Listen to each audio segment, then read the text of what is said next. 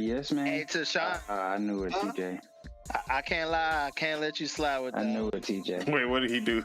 My boy did a Blues Clues slide out the chat. Man, He said something. You came too. I forgot exactly what he said, but All right, y'all. You Mic better check, get mic some check. Mic check. Even though we've been mic checking this whole time. You can too. Hey, get out there. All You can right. hear me? You can hear me? Yes. I don't even know if I Sadly. said it right. Oh wait, I gotta test the most important thing. All right, we're good to go. We're good to go. Okay, let me make sure. Wait, y'all can't use the soundboard? I can. Y'all use it? You can? Yeah. But I guess they can't, huh? I mean, I think you might have to have Nitro to use it, but maybe I'm Oh wait, tripping. you have Nitro? Or maybe not. I don't know. Wait, do you have Nitro? I do got have a month Nitro. free, so Oh. I ain't gonna bro, lie. they so lame. I always get a month free, right? But it's always like subscriptions. Oh, you already signed up. Let's You see already if I have can the use account. it. Like, bro, I have a month Let's free. see if Like, I I can earned use it. Hold it. on. Just let me use it. You don't know who gave it to me, You probably gotta join my What? Discord to use it. What's bro. the No, explosion? I done had it for free. I done had it for where they charged called me like 6 explosion. What months, is and it I didn't called? realize. And that's called gun. It's just called gun. Gun to your head. That's called gun. Said it, gun to your head. Name 5DDG. Who did that? all right. Let's start. But What it do, what it don't, what it is, and what it ain't. It's your boy, Don Otaku, aka Don Solo, aka Solo the Don, aka Solo D Swaggy, aka New Cam, who this? As Boy, you let can me see, check that cam as out. you can Let me see, crispy clear, Hey, we don't see you. picture quality this time. Got a new camera. Shout out to the Ops Whoa. bot, Tiny. That shit actually pretty clean, and the hell got a gimbal on it. Hey. Bro, you're still on starting soon. I can't see nothing. You a hoe for that. See, I hey, my soundboard works. Does it? Anyways, back to what I was saying. New and improved camera quality, as you can see this time. You feel me? Shout out to It Ops looks bot, exactly Tiny. the same. This boy Is is that lying. Drake behind you, bro? Yeah, that's my shout out to God. Drake. New Trying camera to throw that still- slipper at the drone. Still ugly. Bro, He got if Drake in Chuck his sees back. this, it's over. Anyways, my picture was so tiny that most people didn't realize how blurry it is until I was making shorts and I had to like zoom in on myself, and then that's when the picture quality was ass. But now I'm gonna be able to zoom Wait, in and you actually be able to see me. 1080? Your shit's 1080? Yeah, 1080, 60. Oh, and it's smoother. It's not choppy. You have a It- 1080? It's so You have a clear that 1080? you're messing up like the green screen. Exactly. Yeah, like you could damn near see your background, like your chair. But yeah, Yeah, mine's is like 240. Is it 240? 244? 144? I don't know. But that whole 30 frames, $40? that whole kind of ass. Why did you get the Killmonger slick back, bro? the Killmonger slick back. What this man's talking Yeah, the about? high top dreads to the back. Why'd you get those? Oh, that was random. Bro, the real question is I have to do with what he was saying. that the hair is not the problem. It's my face. And I want to be able to change my face because, Oh, in the game? yeah, he looking kind of He wild. told the preset, huh? No, Wait. Is I everybody here just playing the Valve? half-assed it. Well, except for Deontay. Yeah, I just told the preset, bro. I didn't feel like messing with my dude too much because I didn't want to mess him up. I'm not gonna lie. What you think? Lord Mars played. I said everybody playing the Valve except for Deontay. TJ, have you played it? You know TJ ain't play that shit. I was gonna say except for TJ, but I didn't want him to get offended. Anyways, this is Project Untitled Gaming Podcast, working title, episode 53. Yeah, I remember it. Don't try me. Whose alarm is that? Whose alarm is that? Whose alarm is that? That shit And sound crazy. of course, I'm here with my day ones. I'm here know I'm a real with nigga. my brothers from my mother. I fucked that up. brothers from another mother's, and we're here to talk about the gaming, the whole gaming, and nothing but the gaming. But before we get into the intros, let me go ahead and introduce the topics we have on the menu for today. First off, we got new details on Black Panther. The game, obviously, not the movie. The game. Tony Hawk announcement is imminent. October. Marvel Rivals team laid off after successful launch. That's crazy. Xbox After successful is taking over with AI and more. Microsoft? New State of Matter? But yeah, let's go ahead and get some intros out. First off, we have the Spirit of Truth, aka Lord Mars, aka Marzarus, aka Z-Ram, aka the only one who beats multiple video games. What it do? What go down? What you been playing? Yeah, I'm behind on beating video games. I got a lot of games on the backlog since we picked up Avowed. But this will be the next game I will beat. I will beat Avowed before I move on to any other game. So there will be that. But I gotta wait on my controller to come in because my controller is bugging. I press LT, it presses RT. I press X, it presses RT. I'm like, I don't know why my other buttons are. How the buttons on the front of your controller do that? I don't know why. Back. I don't know why. I press the A button sometimes. It presses RT. I don't know why every button is connected to His my wires RT. got crossed.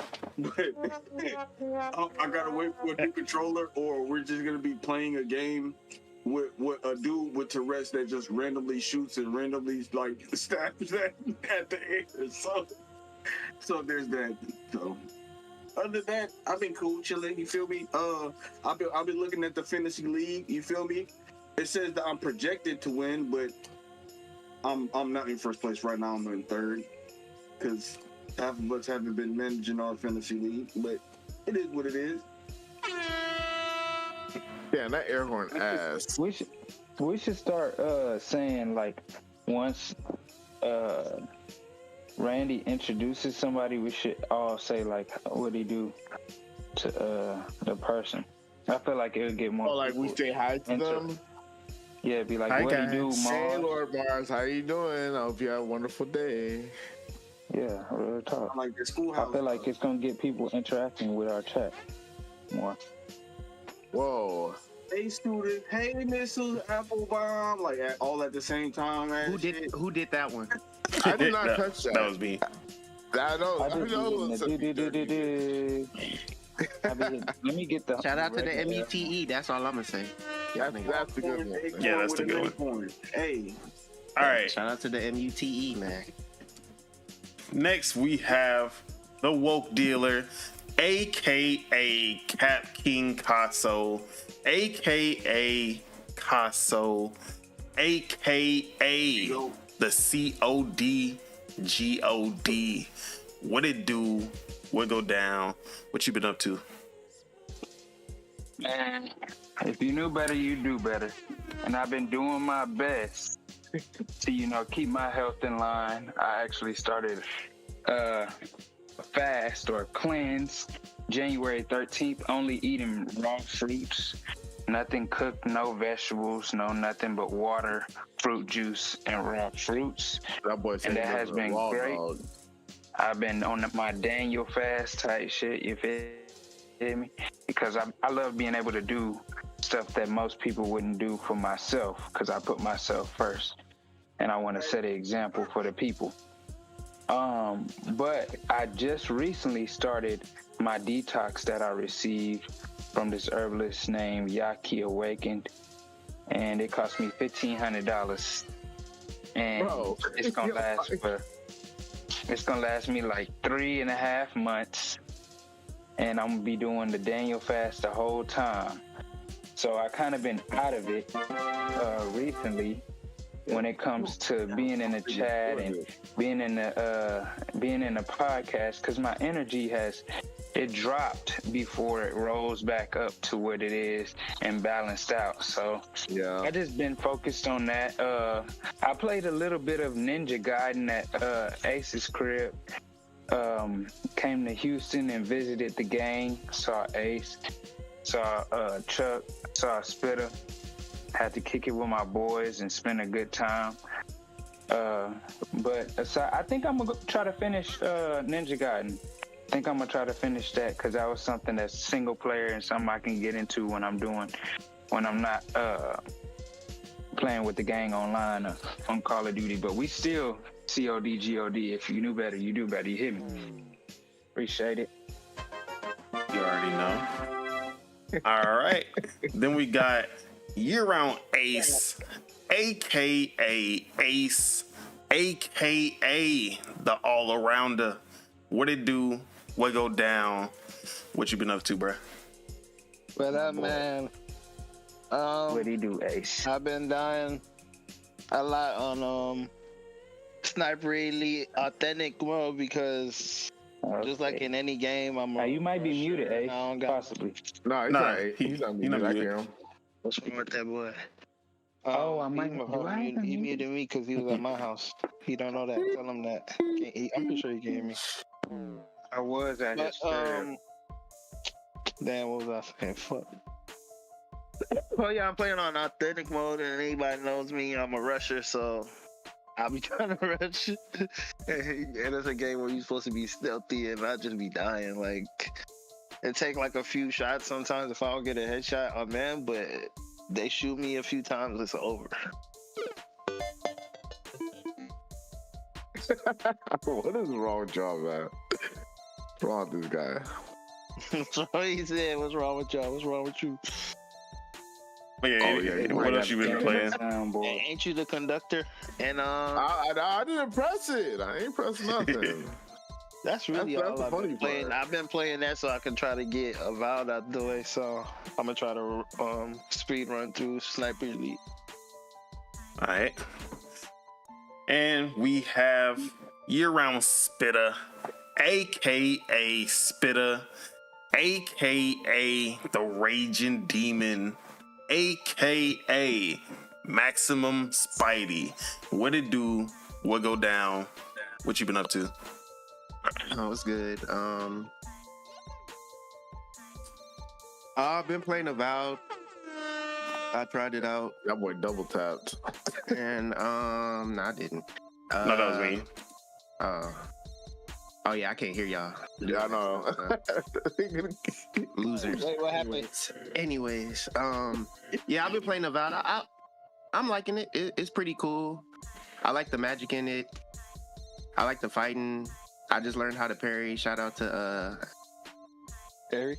Don because that's funny. Don Perry. Haha. Oh, Don't do that. you gotta kill him now. So Don Perry on. I'm not gonna say I know I'm into the story because I ain't gonna lie. Some of the stuff I was just breezing through. Yeah. But It takes a while to pick up, but once you get into Paradise, I don't know if you got there yet, the story kind of picks up. nah, I just got done fighting that bear. Okay, yeah, that's the next thing. Okay, yeah. So I've been playing that. That's pretty fun.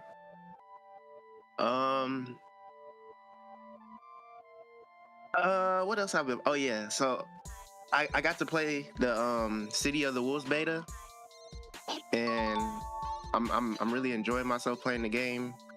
It's a new game. I don't know what I'm doing, but I'm having fun.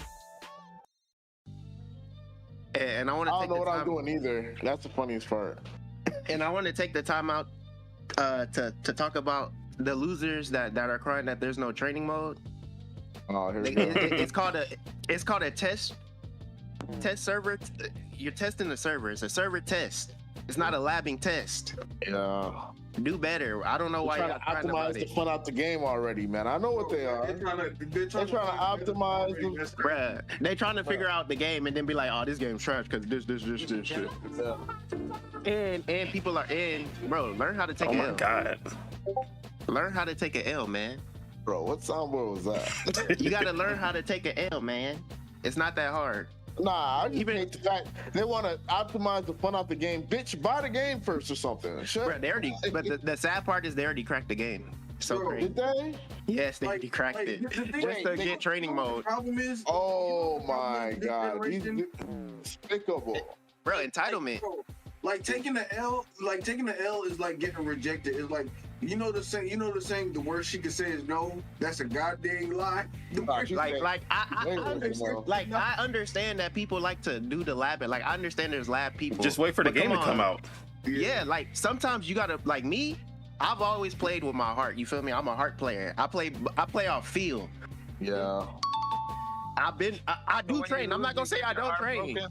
Nah, it's like damn, I fucked up. No, some people know What I gotta figure out, yeah, to do. I'm next. not one of them people either, bro. Yeah, I'm not doing frame data until like the very end, where it's like, okay, I don't know how to beat this. All right, let me go look. But I'll play off feel.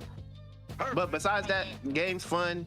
I haven't had a bad connection, but they're saying like the connection is bad. I haven't had like Nah, a the bad. connections are kind of 50-50. Yeah, I watched you. Yeah, I watched you. I watched that Bad, one man. bad That nigga matches. said, "I'm out of here." That nigga, I don't know who you was fighting. He said, "Oh, I'm out of here."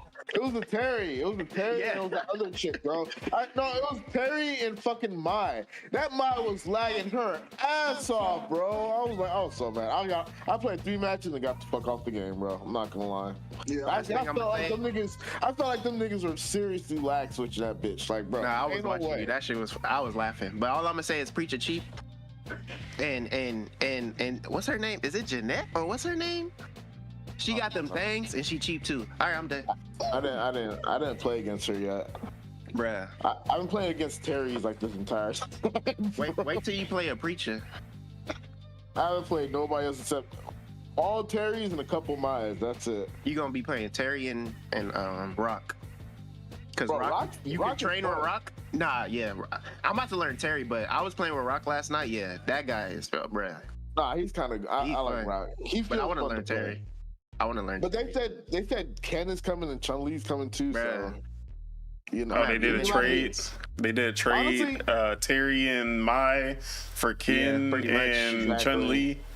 Pretty much. Exactly. But honestly, you know what this game kind of feel like the Alpha series. bro, to me in a way. they add Bruh, Alpha and Third Strike. It's gonna be It feels like both of them in a weird way put together, but it feels more like Alpha to me. I'm gonna have too many mains to play in this I game. feel like Alpha with like, you know how Marvel vs. Capcom 2 just had low punch, low kick, high kick. Like that's just what it feels Yeah, like. because it's 4 buttons. It's not 6 It's not, buttons. yeah, it's not 6 buttons. Well, I mean it is, but like, you know, It's combination, which Yeah. it's Once you fun. get I like, I'm a sick button person, but like, I switch my buttons around, and then I Yeah. just pretty much got used to it. Me too. It must Like sound honestly, as crazy. long as like my medium punch, low. You said punch, 6 buttons sound crazy. Whoa. I said it sounded like you was about to say something crazy. But yeah, that was it for me. all right. And last but not least, we have I'm for sure. the lead. Deadshot Teej, aka Triple Up Teej, aka Double Down Teej, aka the hater of 99% of video games. What it do, what it don't. Wait, Hey, that's my guys. intro. What you been up to? You got Karen. This guy tripping. What's up, guys? I've been chilling, man. I've been streaming on Twitch. Follow the streams on Twitch, twitch.tv/Deadshot And yeah, I've been playing. I was playing a little bit of fucking whatchamacallit, but man, they've been giving me bad matches for City of the Wolves, so I gave that shit up. I couldn't take it no. I might play it again tonight. I might play a little bit of that tonight for sure. Because it is fun. I ain't gonna lie. The game's low-key kind of fun. It just sucks that you gotta learn off of other niggas online. like that with the bad not latency, but the bad connections some people have, it kind of sucks. But you know, it's still fun. I thought I was gonna hate this game. Like Actually, I'll the take that other back. 99% of games. No. I'm about to hate. I'm about to hate right now. The music's ass. I don't like the music. The audio design could have been way better. They could have kept the more original audio design. But you know what? I'm not gonna get Terry mad. got the best soundtrack. That's all I'm gonna say. Who? Terry. It's pretty much What? the beginning of the. I like it. Is it jazz? Is it? Yeah, I'm. jazz. He ate his own people. Hey, you know, shout out to them. But anyway, the game is fun. I got a few gripes with it. Well, who knows? Maybe they'll switch it around when the next when it drops officially or whatever. But besides that, yeah, you know, it is what it is. All right. And as for myself, Don Otaku, you can. What am I saying? I've been playing. Exactly. I was really about to do the outro. That shit crazy. God damn it. All right. I'm obviously still tired. So as you can see on the screen, been playing Avowed. This footage is still kind of early in the game, but yeah, man, I've been enjoying this game a lot. I am level 9, I think, and I'm about to get to the second area. So leaving Paradise and Dawn Shore, that's what the name of the first area is. So yeah, been trying to do all the side quests and stuff that I missed though before I head out. But yeah, this game is a great action RPG. There's always something that like there's always something interesting to go explore, or there's NPCs that'll give you unmarked quests. Like there are some NPCs that'll have exclamation marks on their heads, and then you'll know that they have a quest. But there are some that they're not marked, and you'll talk to them and you'll end up on a quest, or you'll end up having to make a choice, and like you'll have to end up making a choice that actually might have big implications. So there was one where I thought it was just a simple, like literally just a simple quest. I ran into somebody who was getting bullied, and then I was like, you know what? I'm gonna come help him, and I'm gonna kill these people. I killed the people who was bullying him. Turns like off the rip, 10 dudes popped up after I killed him. And then a leader of this gang was like, oh yeah, I've been waiting for this. And I was like, what? Like, I thought this was gonna be like a boss later on in the game. This motherfucker popped out and was like, oh yeah, I've been waiting for you to fuck up. And now the whole like every gang member in this city is after me. Like everywhere I go, I can't even walk around the city anymore without getting attacked. Like this is crazy. I was like, bro, this was supposed to be it was an unmarked mission, and now I gotta duck and dodge just to go to the shops. Was this after you fought the bear? Yes. So you fought those people, like you just randomly fought them, or like? So, basically, I ran across the boss of this gang. He didn't like me off the rip, and he warned me, but I didn't know that, like, that quest would lead to him pulling up on me like that. Like, so I was bro, like the quest, the fact that most of these quests. Wait, did you look at the quest like in your journal and see like the difficulty of it? It was unmarked. It wasn't even a quest. Oh, it randomly happened. Like I was literally just walking through the town and I saw him get impressed, and I went to go help. That was it. There was no marker or anything. Oh, that's cool. So that's what I'm saying. That if you go out of your way to actually explore, you'll find quests, you'll find hidden treasure, you'll find caves that are Like there are cave systems that actually have secret bosses and stuff. That's the name of the game. You have to explore, go off the path. That's where you get some of the best content. That's me in most games. I'm usually where I'm not supposed to be.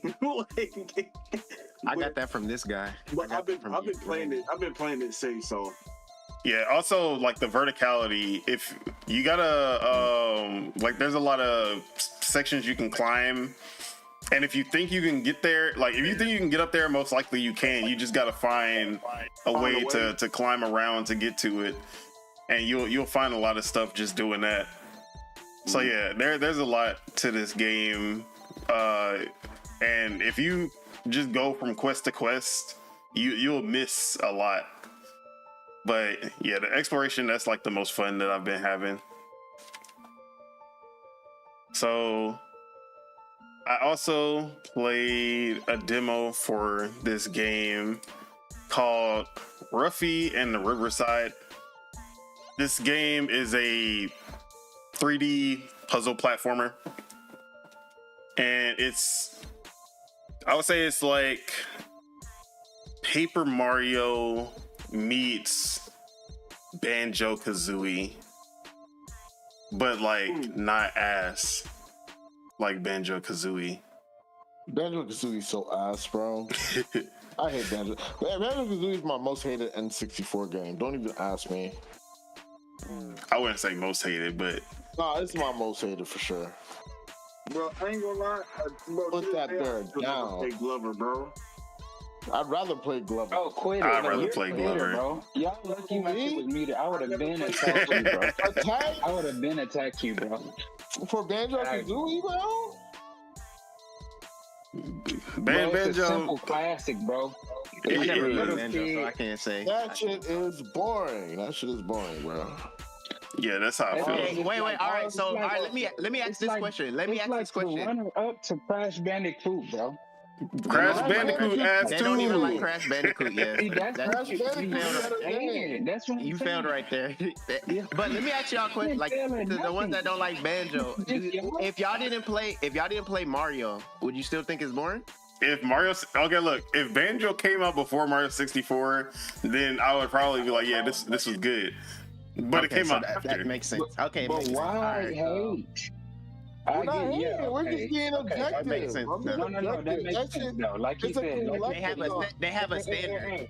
It's a standard that they go you by. declaring one person to another person. Like I said, No. And you Donkey need to Kong be comparing Country. yourself to Donkey yourself. Kong Country If you on the do better, you do better, SNES what you is a just better did. game than Banjo-Kazooie. Change my Quit mind. it. Same So- publisher. I don't care what you're saying. It's invalid. Donkey Kong Country Like, is I'm not the best game there ever made. Why when you talk about one game, niggas always tend to drag something else in? Because I'm to bringing up compare. an older game. what's wrong with you. It's the same publisher. Bro, that's Same what's wrong publisher. with you. Older game. That's what's better wrong game. with you. Sorry. All right. Cry about it. But yeah, I'm not gonna argue about Banjo, but yeah, this game kind of gives Banjo vibes. It's a collectathon with a lot of puzzle elements to it as well. You have this power that basically you can take a material and apply it to another surface. So say you have these climbable vines, right? And obviously you can climb up these vines, but you need to get to a location where there's no vines for you to climb. You can basically take the material, the climbable vine material, and apply it to something like a waterfall. And then you apply that texture to the waterfall, and then now you can climb up the waterfall. So that's the power that basically you'll be.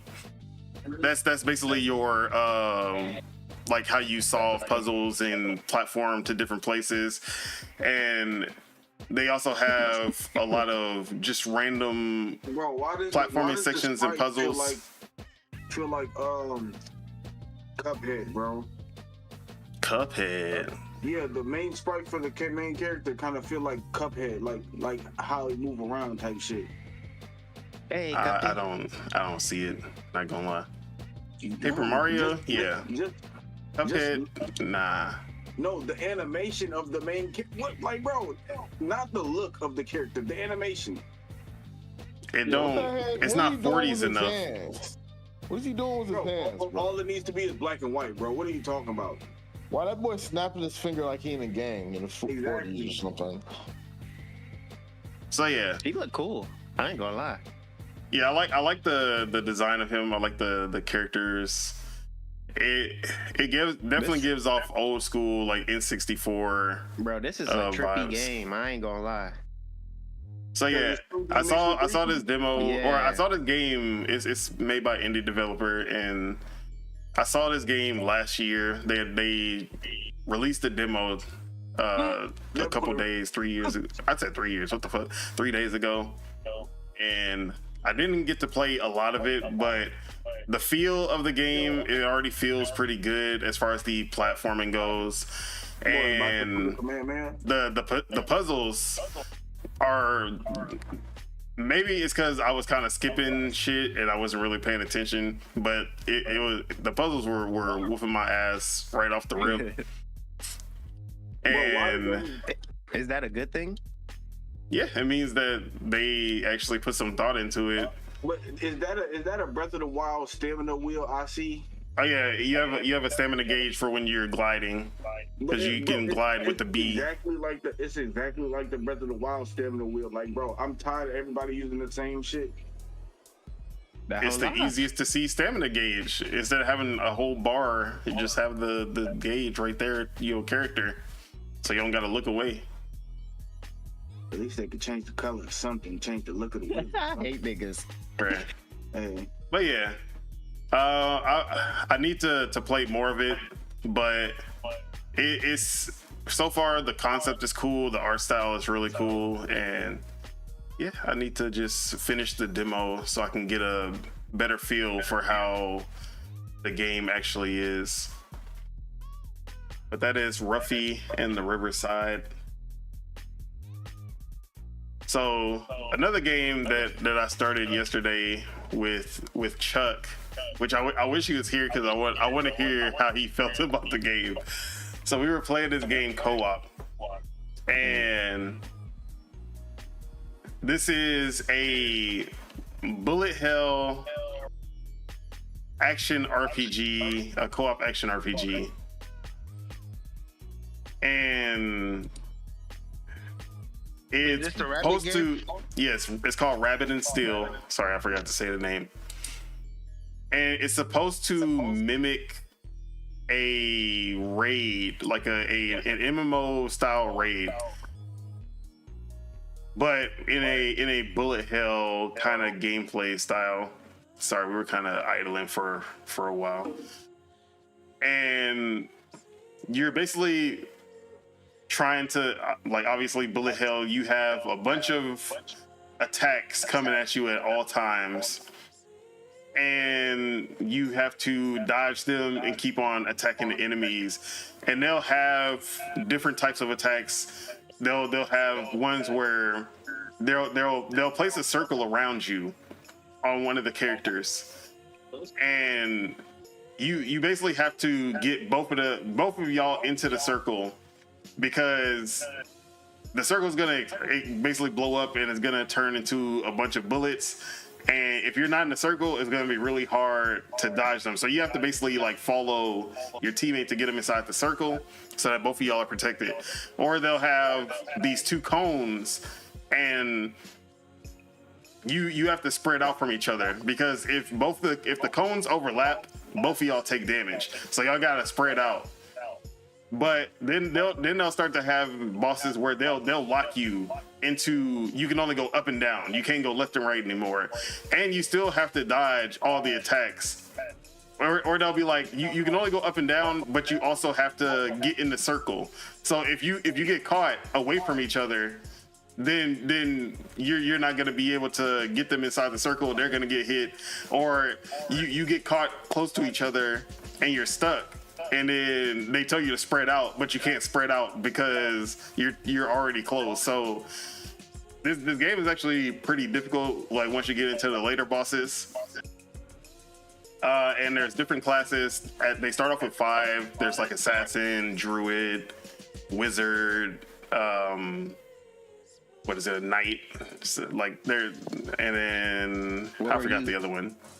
But they all. Wait, what were you saying? What were you? What? Oh yeah, so I was an assassin. Chuck was a druid. So Chuck was able to kind of buff me, and I don't think he had healing, but he was able to like he could also clear the circles, like any of the bullets. He could kind of clear them if they were coming my way. He'll put a shield around me, and then I could vanish. So since I was assassin, I could vanish and I'd be invulnerable, and then I could basically sneak behind someone, and then I can do a backstab attack that does like double damage. So that's basically what my ability was, to get behind the enemy and then do the backstab to do double damage. So I would have to wait until he's the one aggroing them, and then I would have to try to get behind them by using the vanish skill. So yeah, all the classes have like their, like that's why it feels like an MMO, because all the classes have their roles and they all have very unique ways of like being utilized. So yeah, this game, like at first I will say I was kind of bored. I ain't gonna lie to you, because one, I didn't understand what I was doing, and it like the bosses were like super easy at the beginning, and they didn't really require me to actually use my skills. But then once you get into the later bosses, and then they're like teleporting you around, and they're doing all this like crazy shit. They're dropping freezer bombs on you. I was like, oh, okay, like this, okay, now I see like where everything comes together. And I honestly want to see how it plays with more people, because like just using 2 classes was like, I started to see like, okay, like this is how we need to kind of utilize our classes. But I want to see how it is with 4. If we get like 4 or 3, there's gonna be like a lot more strategy that we can do with it. But yeah, this game is pretty fun. I wanted to get Chuck's take, because I kind of left before we could finish, so I didn't get to hear how he felt about it. Yeah. Oh nah, he felt something, but it ain't about the game. So yeah, that is Rabbit and Steel, and I believe that's everything that I played this week. Yeah, that was everything. All right, so let's go ahead and get into the first topic. Tony Hawk Pro Skater is back. It all started with Call of Duty Black Ops 6. That's how all of this started, because there was a teaser in Black Ops 6 for Tony Hawk on the grind level, on the grind map. Which is the skate park. That map. Yeah, it was a new map that was a skate park in Black Ops 6. Yeah. And then on the wall, you could see that there was a little poster that said 03, 04, 25. And people were like, wait, that's a date. And that's the Tony Hawk logo, like the pose that Tony Hawk does. And they're like, oh shit, they're teasing a new Tony Hawk coming, and or at least they're teasing an announcement for March 4th, 2025. So yeah, that's literally how we got the first reveal that we're going to be getting something Tony Hawk related. But then it went a little bit further, because people were looking at the poster and they were like, hold on, March 4th, 2025. March 4th. 3, 4. We got Tony Hawk Pro Skater 1 and 2 remake. 3, 4. We about to get Tony Hawk 3 and 4 remake. And then when Charlie Intel basically showed that there was that teaser for the Tony Hawk, or like that they believed that there was gonna be an announcement on March 4th for a Tony Hawk game. The Tony Hawk, or actually not even the Tony Hawk Twitter, literally Tony Hawk himself, not even like the game.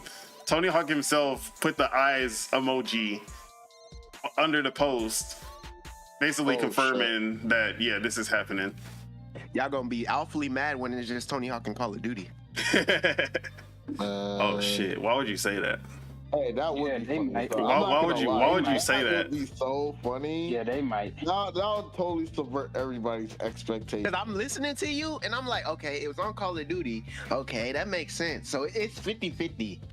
But it's 50-50. But yeah, that would be the case. You know, that would be a viable thing to say until TonyHawkTheGame.com put up a countdown. God. Oh my god. And the countdown says March 4th, 2025, and it has a countdown going right now leading up to that date. So right. So I want it to be a new Tony Hawk game, but how do you think people are gonna feel if it's just a skin for Call of Duty? Bro, they'd be pissed. Actually, they should do that. They should start it off just showing Tony Hawk and Call of Duty, and then just act like that's the end of the presentation. All right, guys, that's the end of the presentation. That's all we got for you guys. And then like trick them into having they low-key exactly. They should low key do something in Call of Duty to like get you ready for the Tony Hawk game. Like I'm sure they will. They wouldn't tease it in the game. And then they might have Tony Hawk in the game or Rodney. Yeah. You know, well, like some people. It's Activision. Because it's Activision. Yeah, they're both Activision. They both. And what's the biggest platform to like? What's a bigger platform to post that you're coming out with a new Tony Hawk game? Let's say do both. I'll say they should do both. It's smart. It's really smart to do both. But if a game don't come out, that's fucked up. That's all I'm gonna say.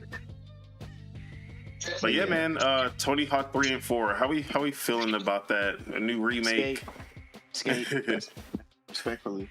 I want a Skate remake. Hey, I fuck with Tony Hawk. Hey, my whole childhood was Tony Hawk. Yeah, you feel me? Played mostly every Tony Hawk until I played Skate. So it's like I don't even look at Tony Hawk like that. I'll say this: if it was Underground, I'd be more hyped. I like 3 and 4 though. 3 and 4 is fun. Underground. Yeah, three is probably my favorite out of the pro skaters. Yeah, not including Underground and American Wasteland. Which one had Spider-Man and Wolverine? 2. Was it 3? 3 had Wolverine and Iron Man. Did it have Iron Man? No, it had Wolverine. Boba Fett. Yeah, Boba Fett. Yeah. No, Boba Fett was 4. Oh wait. It had Darth Vader. Yeah, it had Darth Maul. That's who it was. Darth Maul was in 3. Bro, you see how many people they be putting in this shit, bro? Yeah, Darth Maul and Wolverine was 3. Those were my favorite guests. Spider-Man was in Tony Hawk Pro Skater 2. Okay. And then Boba Fett was in Tony Hawk Pro Skater 4. And then 5 was Tyler the Creator. But no one talks about 5. That was the worst. Bro, Tony Hawk got like I remember, bro. Where I ended with Tony Hawk was the Tony Hawk ride. Was that one? The one where they were gonna give you a fake skateboard? Yes. Yeah. Yes, that was my like. I don't know if Skate was already out or anything, but I just know after that I was like, yeah. See, these guys are a joke. The last Tony Hawk game I played was Project 8, which after playing Skate was nowhere near comparable, but it had one cool thing that Skate didn't, and that was that create your own trick where you would slow down time and then you would rotate the board and you could like kick it different directions before you land. Yeah, I remember that. That was cool. That was like the only cool thing that they had. But like everything else about the game, after playing Skate, it wasn't comparable, bro. Tony Hawk is fun because like the grinding, the doing the moves, combos. and like making It's like combos. impossible combos. That's like when you learn that stuff, it's cool. But it's like once you pivot to skate and you have to flick, like the flicking off strength was the livest. Like, no, the flicking off strength was because of you actually can learn skate Exactly. on a real skateboard Exactly. just by the movements that you have to do with your hands. Bro, when I played Tony Hawk, I was like, bro, skating is easy. I got on the skateboard and I Bruh, didn't get on it again. Bro, Everybody do that. you don't understand that when I got a skateboard, I crouched. Hey, shout out to TJ. I crouched and I didn't go faster. And I was so Shout out upset. to TJ for once in Didn't his go life not faster. being a Didn't go hoe. anywhere at all. Didn't go Hey, anywhere, bruh. bro. I was I like, what is remember this? Bro, I remember playing skate and I was just like, bro, I want to learn how to skateboard. Cause like that's how good that game was. Like it made you want to learn how to skateboard. Shout out to You know what TJ. it was? My favorite part about Tony Hawk always just like the sheer absurdity everything was around. Like, bro, you gotta ollie the homeless guy, and that nigga just disappear and Ollie the teleport magic somewhere else. You bum. gotta ollie him again. Like, bro, it was just weird, but it was fun. Like Yeah, you had no Underground was the expectations best. with Yeah, for Tony sure. Hawk. Yes, And Underground then changed not everything. only that, Yeah, Underground, like Skate that whole had an story. was amazing. Skate had an amazing point of view too, like good. Yes. where the Because it was camera literally like when you were how it playing. is in the skate videos. Yeah. Yeah. With Pretty like much it felt like there was a cameraman. skater Yeah, following you're you. the cameraman. Yeah, like you're literally the cameraman. You're And using the even like the cutscenes having the actual skaters, those live action cutscenes of people like you meet all these actual skaters and then they're like giving you challenges. And couldn't lay on your it just skateboard felt and- like they But I will understood say- skate culture. You Like couldn't lay on your skateboard in Tony Hawk. You couldn't do that. The school is such an iconic fucking stage, bro. Oh, yeah, bro. I don't know why. I don't know why the stage is so iconic, bro. Every time I see it, I'm like, bro. All right in bells and And shit. then like, bro, like Tony Hawk was more of like, okay, you're grinding and then you're going on the what's it called? The things that you it's like left and right. The telephone poles, no, you're talking about the half balancing? pipes. Yeah, the lip. Oh, The half pipes and the like that's all that was. Yeah, like the it, drop ins. yeah, skate is definitely was- like street oriented, street Yes, skating oriented versus air. Like this is more air vert. And then you Yeah, could the find those whole places. work, 'Cause I remember in Skate 1, I remember I found that pool. I swear, I was every time I had to do something like a special thing. I remember I would go to Yeah, that pool like just get to a go combo do or it. something. Yeah, Yeah. just to Yeah, go do certain combos and stuff. Like do combos and stuff because it was so live. Like then I would just, bro, I beat the game later because I was just exploring the world, bro. Oh, there's boys really. would literally so fun. have favorite skate spots on skate like And then real you can life. pull them up at any time. You can save it, Bruh, pull it up, exactly. and you just teleport there.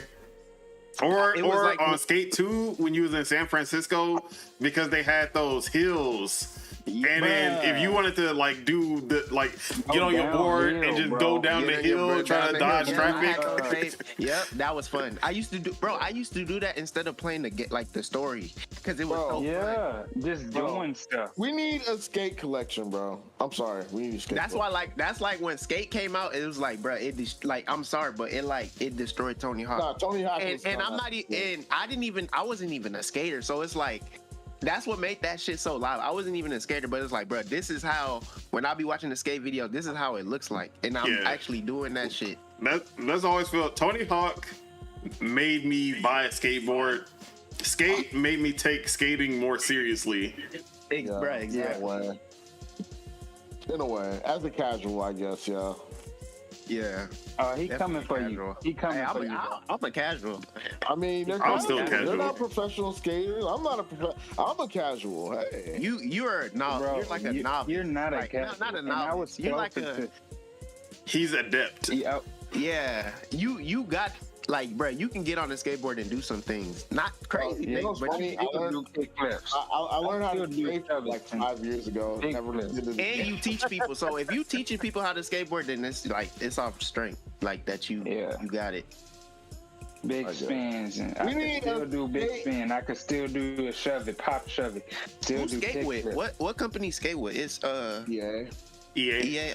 Never mind. I know. We're never getting a skate collection. Why do EA get the? Why does EA have good? They got the best IPs, but Bro, they have the best IPs. What are you talking? They've been working on. They've been play testing this new skate game for 3 years. It's a fake. It's a fake, bro. It's a finesse. Yeah. I'm gonna get it though. I just Skate rather got Yeah, for sure. Skate I got just me. rather It's like that's what I hate about. Yeah. I have to stop playing that play test. They got me into that play test for every time. I'm like, bro, how is this not out yet? Like, what are y'all doing? So I had to stop playing it because I feel like I've ruined. Like now, I'm not gonna have fun with it at the beginning because I played that beginning section so many times. You gotta just get through that. They're probably just trying to figure out a way to fucking microtransaction everything. They got the monetization. Like they showed off how they gonna monetize inside the play test. Are they gonna sell you brands? Yeah, they definitely. Bro, you gonna buy them? But they definitely got you. That's all I'm gonna say. They're gonna go crazy. Yeah, because you can earn currency by doing missions and stuff, obviously, but obviously you ain't gonna have enough. Exactly. You gonna have to play a lot, or you gonna have to buy. That's how it's gonna end up. We gonna see when it come out, but I'm definitely gonna grind. And from a beta. Oh, I forgot to talk about another beta that I played, or not a beta, but I think their name is Katsuki Games. What is their names? They need to count their days because Tribe 9 came out and I played the beta, loved it. It was a free-to-play game. It was obviously monetized, but they did a lot to make sure that you don't really have to buy everything. They weren't trying to force you to buy shit. Full game drops. Everything that everything that made the game good. They were like, oh, free currency, that's out the game. That don't exist. Oh my god. The progression being pretty fast, dope, slowed it down 10 times. Now you gotta play a shit ton to unlock anything for free. So these motherfuckers literally hit the bait and switch to make sure that you gotta buy everything. You gotta buy the pools, you gotta buy boosts. They wanted you to play the game, bro. Bruh, the beta was literally perfect. The beta was perfect. I would rather just buy a game than play a free-to-play game. I'm not gonna lie to you. Nah, it depends. Oh yeah, I don't care about cosmetics and stuff. They gotta count their days. Fragpunk gonna do it? You think Fragpunk gonna do it? Fragpunk, I feel it's not gonna be the same, bro. You were unlocking things too fast. Yeah, you know it's not. I know it's not. But hopefully it's not as egregious as that. I feel like they're gonna bless us though. I mean, the people that already tried it and did the because don't you gotta sign up for something to get something too? I'm pretty sure they're gonna let people that played it. I'd rather just spend the money up. But yeah, it makes sense though. I don't care about cosmetics as much as like, oh, I'm not gonna play this game because I have to do this and that to get cosmetics. But Fragpunk, you gotta buy characters, so. Yeah, I mean, I got my character. I don't think they're gonna do that. I don't think they're gonna hold with the characters. I think they are. I think you're gonna start off with like 2, 3, or they'll have a rotating characters. But if you want the character that you want, you're gonna have to buy them, and it's probably gonna take a while. I mean, I don't think it's probably gonna take just as long as like a Valorant or a League. So as long as you keep playing the game, you said a Valorant or a League. Yeah, Valorant, you gotta pay. You have to. You think the Game Pass gives you all the characters? I don't think you. Oh yeah. You do. You can play and get characters. Never mind. I think you can play and get characters. Yeah, it just takes a lot to accumulate the points. That's what I'm saying. Buying them once or twice every season. Yeah, I seen it, but because I know about the Game Pass shit for sure. Shout out Game Pass. Shout out Game Pass. That's what Game Pass about to do again. Because it's gonna be. Isn't it gonna be on every? Wait, what's Fragpunk gonna be on? It's on everything. Yeah, so Game Pass gonna bless us. Hopefully, pray. I mean, I haven't seen anything at launch, so it would have to be later. That shit coming out in March, right? Yeah, March 20th. Same day as Xenoblade. So sad. Hey, Chuck, count your day. He's a sick person. Leaving comments in the chat when he's supposed to be here. Shout out Game Pass. Yeah, you better shout out Game Pass. All right. That's what we like to hear. So yeah, anything else on Tony Hawk? Possibly 3 and 4.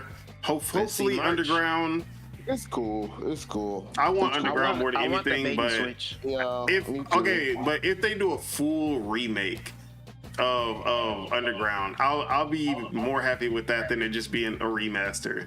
Nah, I'd rather have a remaster than a remake. I'm not gonna lie.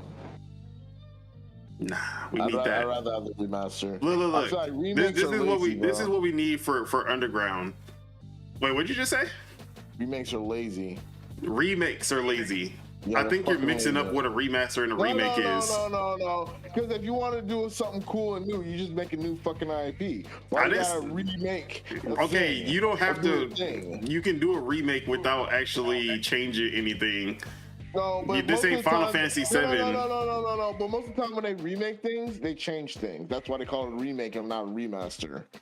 Like Ninja Gaiden 2 Black is a remake, not a remaster, but it didn't really change anything from the I feel what's it like called? when people say it's a remaster, it's closer aligned to the original content than a remake is, which could be whatever. Look, the only difference between a remake and a remaster is that a remaster you just slap good textures onto the old game. Remake, you have to build it from scratch, or you have to build it in a new engine. And that's why I respect remake. Well, technically, the than Tony Hawk 1 and remasters. 2 and 3 and 4 are remakes as more well. than remakes, I meant to say. But yeah, I prefer the new textures than a practically new game that takes away the soul of the original content. That's just me. it is Look, just you gotta look at things with the artistic eye, Don Solo. Maybe you just lack the artistic vision. I'm gonna stop you there, sir. You can stop me there. Why Chuck laughing in the chat? Quit being a coward and come in here, Chuck. Sick of you. Quit All being right. a coward and come in Quit being here. a coward. You know what that's gonna start while you spelling this? He don't got no artistic vision either. I don't know why he's chirping in the chat. He ain't got no artistic He vision. ain't got no artistic vision, bro. He said autistic down. vision. That's crazy. He's not seeing Yeah, what that's I'm exactly seeing. what he got. Not It's seeing going what I'm down, seeing. nigga. All right. Because of Tony Hawk and remakes and remasters. So Hey, man, look. let's move on to our next topic. Shout out to my African brethren. Y'all finally got one. Uh-oh. Wakanda forever. Hey. Whoa. Wow. It's crazy how we were just talking about Chuck, and then he just jumped on that type of time. What's the hey for? Hold on. That's what he says in the movie. He says Wakanda forever. Hey. Hey, All bro, when right, they y'all get need you, to they stop, get you. bro. It's over. When they get you, they gonna get you. I'm telling He's telling us to stop, boy. If you don't continue right now. So, shout out to the Ghost of Hope, a somewhat accurate leaker. And he says, or they, I actually don't know if it's This boy using pronouns. yeah, we can't use pronouns. They're a ghost. Who cares? They're not even alive no more. They had exclusive details on the Black Panther game from Cliffhanger Games. So here are some of the things that you can expect from Black Panther. You choose the next Black Panther, including characters like T'Challa, M'Baku, Azari, Shuri, Killmonger, and more. Intends to replicate authentic African martial arts mixed with superhuman strength / agility and tech. Over the shoulder POV, similar to God of War Ragnarok or like the New Age God of War. Man. Weapons, armor, gadgets are unique to each Black Panther. Explore cities, savannas, and more that let you encounter unique cultures and characters. Story reacts to your choices and actions with unique stories, missions, and dynamics. No. So yeah, man, that is all he had. I don't know about This that over the is- shoulder. Over the shoulder shit, man, made me cringe, man. I'm not gonna lie. You hate like it. Resident Evil, so I hate it. Yeah, that was But back when over the shoulder was isn't cool. what you call versatile? Isn't Black Panther like versatile? Isn't he like a movement type? Yes. Yeah. So why I couldn't just He get has like superhuman Spider-Man? agility and stuff, jumping off walls and shit. They can do both. It just depends, I guess. We gotta see. We gotta see. You gotta see Wait, it. I want to see the thing. Like, you get to choose your Black Panther, so you can choose from Yes. who. T'Challa, Killmonger. That's pretty M'Baku, cool. That's Azari, Shuri, Killmonger, If they and can more. pull it off. That sounds like the coolest part. Everything else, I'm not really. I don't know, man. That sounds like the coolest bro, part. I want to be M'Baku, not gonna lie. You want to hit them with that fucking Exactly. What's that shit? Bro, that when he M'Baku be hitting people saying? with that stick, that should be funny, bro. That's that stick that what's his name got from Lion King. What's his name? Oh, What does that nigga Rafiki. M'Baku be saying? Rafiki, yeah. What does M'Baku be saying in the movies again when he be doing that little chant shit? I That always nigga think be that talking shit's his fire. shit, So He be talking his shit. he be talking this shit for sure. So yeah, I ain't gonna lie. this is from Cliffhanger Games. I think they were created specifically to make this game, but I don't know what kind of talent that they have. But this is published by EA. So there is that. Oh well. But yeah, I'm looking forward to this. If it's anything, if it comes out as good as like Star Wars Jedi Fallen Order and Star Wars Jedi Survivor, then I'm okay with that, because EA lately have published pretty good single player games. So yeah, I'm looking forward to this. How we feeling about the Is it details? Is it wrong for me to think the Black Panther and Marvel Rivals is the standard for Black Panther in video games? Is that wrong to think that? Running on walls, throwing spears. That's how I see him now, diving. as a video game. Like, if he's not doing that, if I don't see him, because when I get killed, I don't see him. No, I see him for 1 second. I remember and then the I first die. thing we heard about it was that like the traversal and speed was going to be a big part of it. So Okay. hopefully that sticks. Because respectfully, the way they made Black Panther and Marvel Rivals, I fuck with it. But also the Black Panther DLC for Marvel Avengers was like the only good thing to come Yeah, I out of heard that that. game. I heard people said that was his shit was good. So yeah, I'm excited. I fuck with Black Panther. Wait, did they say Neymar? Never mind. That's racist. Neymar? Yeah, it's racist to them. Why they don't want to add? Nah, I'm playing. So I fuck with that nigga, though. here's something on Cliffhanger Games. A studio focused on building innovative blockbuster action adventure games, aiming to break new ground for interactive storytelling. We believe the best stories are the ones told by you. That's why we're bringing together a diverse team of developers to build a world where your stories define the experience. So yeah, that actually lines up with the story reacts to your choices and actions with unique stories. So, but I'm trying to see where they came from. Like who's here? But I don't see a wiki or anything yet. I'm here. But anyone else got anything to say on the Black Panther? How y'all feeling so far? I'm gonna pull a Chuck. We're gonna wait and see. Come on, man! It's Black Panther. What y'all not gonna show up? Hey, we're gonna Just wait. like- Obviously, there's hype. You feel me? Because My only thing is the over the shoulder thing, but everything else, let's see. I use God of War because that's the only example I can think of. But they're good over the shoulder that was like the worst third person example game. to use. Yeah, I could have said like Resident Evil 4, Resident Evil you 2. should've said that. Yeah, Any you of should've the said any of the that. third person Resident Evils are over the shoulder. They're still good. sorry. Outriders was over the shoulder. That was good. Yeah, that was good. Was it? But I was just shooting and Yeah. just. Yeah, Let's see. so- A shooter that's not over. Let me think. An action adventure game that's over the shoulder that's not God of War. All right, I can't think of anything. That's still another shooter. See, God of War. Action adventure without shooting. I like the original, so Spider-Man, Prince of the Persia. movie, video game. Assassin's Creed ain't over the shoulder either. Yeah, it's over. bruh. All right. I'm telling you, That's what I'm saying. Like, bro, I gotta see it. 'cause bad it does, precedent, bro. We gotta see Like, it to come- believe it. This like, if you're was like- announced 2 years ago, so We might Like if have I'm moving something. fast like in Marvel Rivals and it's over the shoulder, like But like usually, if you start running, even in God of War, if you start like doing a charge or a sprint, it pulls the camera back so that you can see the full character. I'm not gonna lie. This is where you fucked up at. When we think of God of War, we don't think of over the shoulder God of War. We think of like almost top down God of War with chains. Yeah, That was hey, that is the preferred God of War. So when that you was say 15 years ago. That's like, hey, bro, man. man. man. That's the best When I say God of War, the only God of War that pops up is the new one.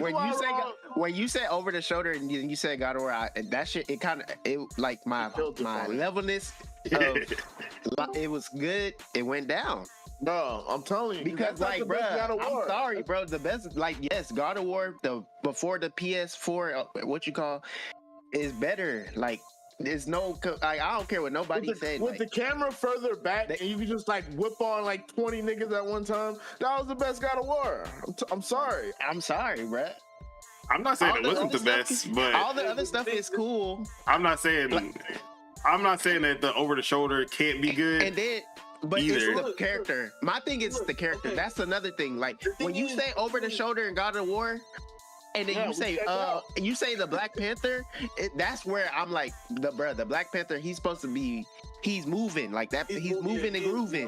He's moving and grooving. And what you call Kratos not doing that. Now, honestly, it will sound better. That's my only thing. If Black Panther was more like a Ninja Gaiden type game, we got like jump off a wall to wall and platform and shit. I'm pretty sure that will be. There's gonna be some kind of climbing and moving and jumping off walls. All of that's gonna be there. In my opinion, let's see. I'm more of let's see. I'm not going to try to knock it down. I'm just worried. Do you think it's gonna be more like the Wolverine Origins video game? Nah, bro. I think it's gonna be like that Captain America game, bro. It is cooked. This game is cooked. That shit was over the shoulder like God of War. You see what happened to it? That shit. Wait, hold on. Where? That's what happened to it. I'm excited to see it though. I just don't like. I'm excited, but then when I see it, it's gonna be where it's like, okay, because bro, it's Black Panther. Like regardless, it's gonna be Black Panther. So hopefully they can pull it off. Because it's like I don't want to knock it all the way because you don't know what they can do. But then it's like you say it's that stuff. Then you say it's EA. EA just about the bread. They not about the game, you know. So it's like it's a lot of stuff. Bro, they put out It Takes Two. They put it on Split Fiction. They put out Star Wars, Jedi Fallen Order, Jedi Survivor. Yeah, they got single player hits. They're hit, and then they keep the hits. That's what they be. They hits and then they keep the hits. Oh, and then Dragon Age. They shell them. They shell them. But hey, man, all we can do is wait. All right, the worst. Tachuk. Oh shit, that is wild. Chuku. Tachuku. We're going down. He also he from Wakanda. How you feeling about this Black Panther game? His mic muted. Damn. Or he not here at the mic. Yeah, we're here, but he not here. Man. How you feeling about the disrespect? Hey, so no. So the Black Panther game, that's the 1943. No, this is a different Black Panther game. This is a standalone Black Panther game set in our time versus the Marvel 1943 with Captain America and Black Panther. All right, so like I was saying, He wasn't saying anything. What's it called? All summer y'all were celebrating. Y'all not like us. Am I tripping or he got a triple echo and low as up? Oh wait, I gotta turn him He on his phone most likely. Okay. All right. Obviously. So like I was saying, all summer y'all were celebrating how y'all not like us. Mm-hmm. So now all of a sudden, niggas talking about Black Panther. Black Panther don't got nothing to do with Africa. So keep that. Right, see, I don't want to do it. Bro, where's Black Panther from? Where's he from? He from America, nigga. Oh, I see. Look, so hold on. Let's not do that. Let's not do that. Okay, so like I was saying, Black Panther don't really got nothing to do. If we've been real, Tales of Kenzera is more connected to Africa than Black Panther. But God. I guess. I understand Yeah, what you you're know, saying. I understand what Yeah, you're saying. you know my take on. Yeah, I already knew you were going. That's exactly why I wanted to do this, because I already knew where you were going to go. So I'm gonna try to be as professional as possible because this is a passionate topic. But like Spitter said, let's see how it goes. Let's see how it pans out. But for the most part, Dang, I thought I was the one that see how it goes. Dang. I was trying to figure out like what's gonna be the difference between that and the Wolverine game that everybody was clowning. What's gonna be the difference between the Wolverine game and the Black Panther game? And the other game? Thank God it's EA not making that game. Thank God it's two different companies making it, so that's gonna That's what I'm be saying. good. But if they're the same, I mean, they're different characters, so Very different characters. I don't see how they're gonna be the same. So Bro, I feel like Wolverine should move slower. Like Yeah. Captain America and Black Panther gonna be moving faster because they ain't got no full skeleton of adamantium. All right, hold on 1 second. Y'all can 1 second. Yeah, I mean, we can move on. Did anybody else have anything to say on Black Panther? Gee. Hey, we got 3 Marvel games. Hey, I hope one of them. 4 of them actually, because there's an Iron Man game also by EA coming out. Look, it's over, bro. It's over. But the Iron Man game is made by the team who did Star Wars. What's the one with the ships? Rogue Squadron, not Rogue Squadron. It's just Squadrons. Yeah, it's just called Squadrons.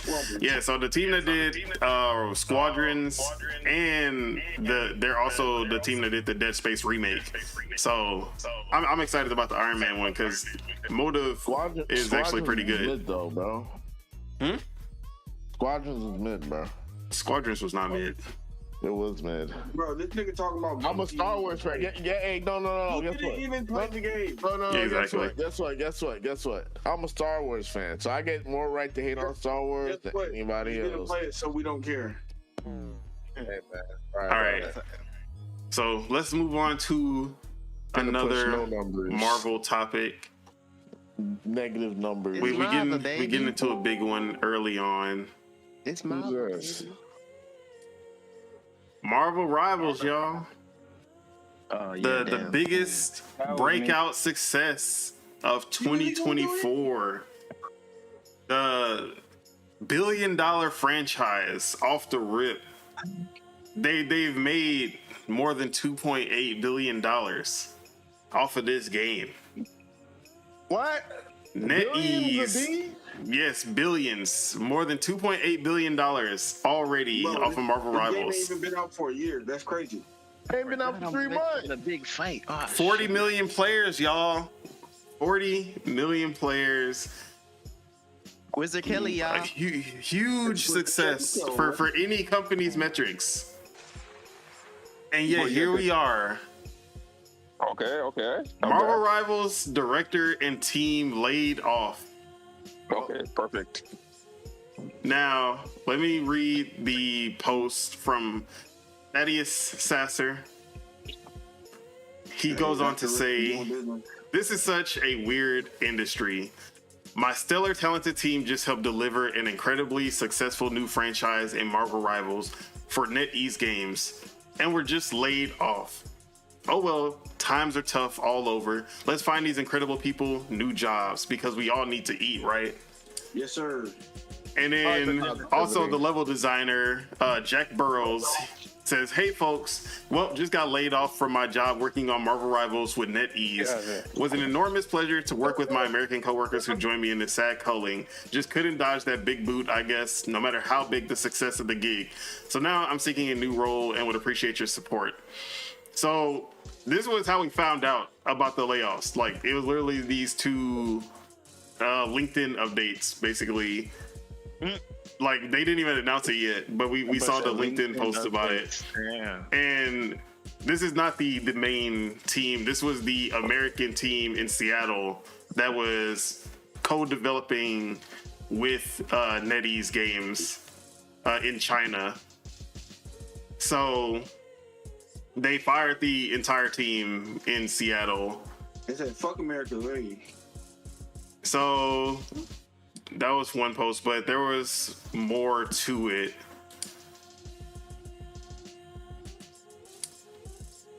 So basically, Zug EX Daniel Ahmad, who is a research and insights analyst at Nico, and he mostly analyzes Asia and MENA.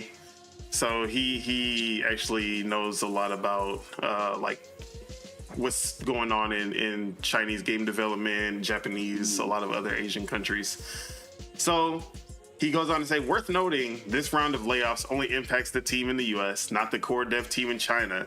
It's part of a broader reconsideration of NetEase's overseas investments in studios.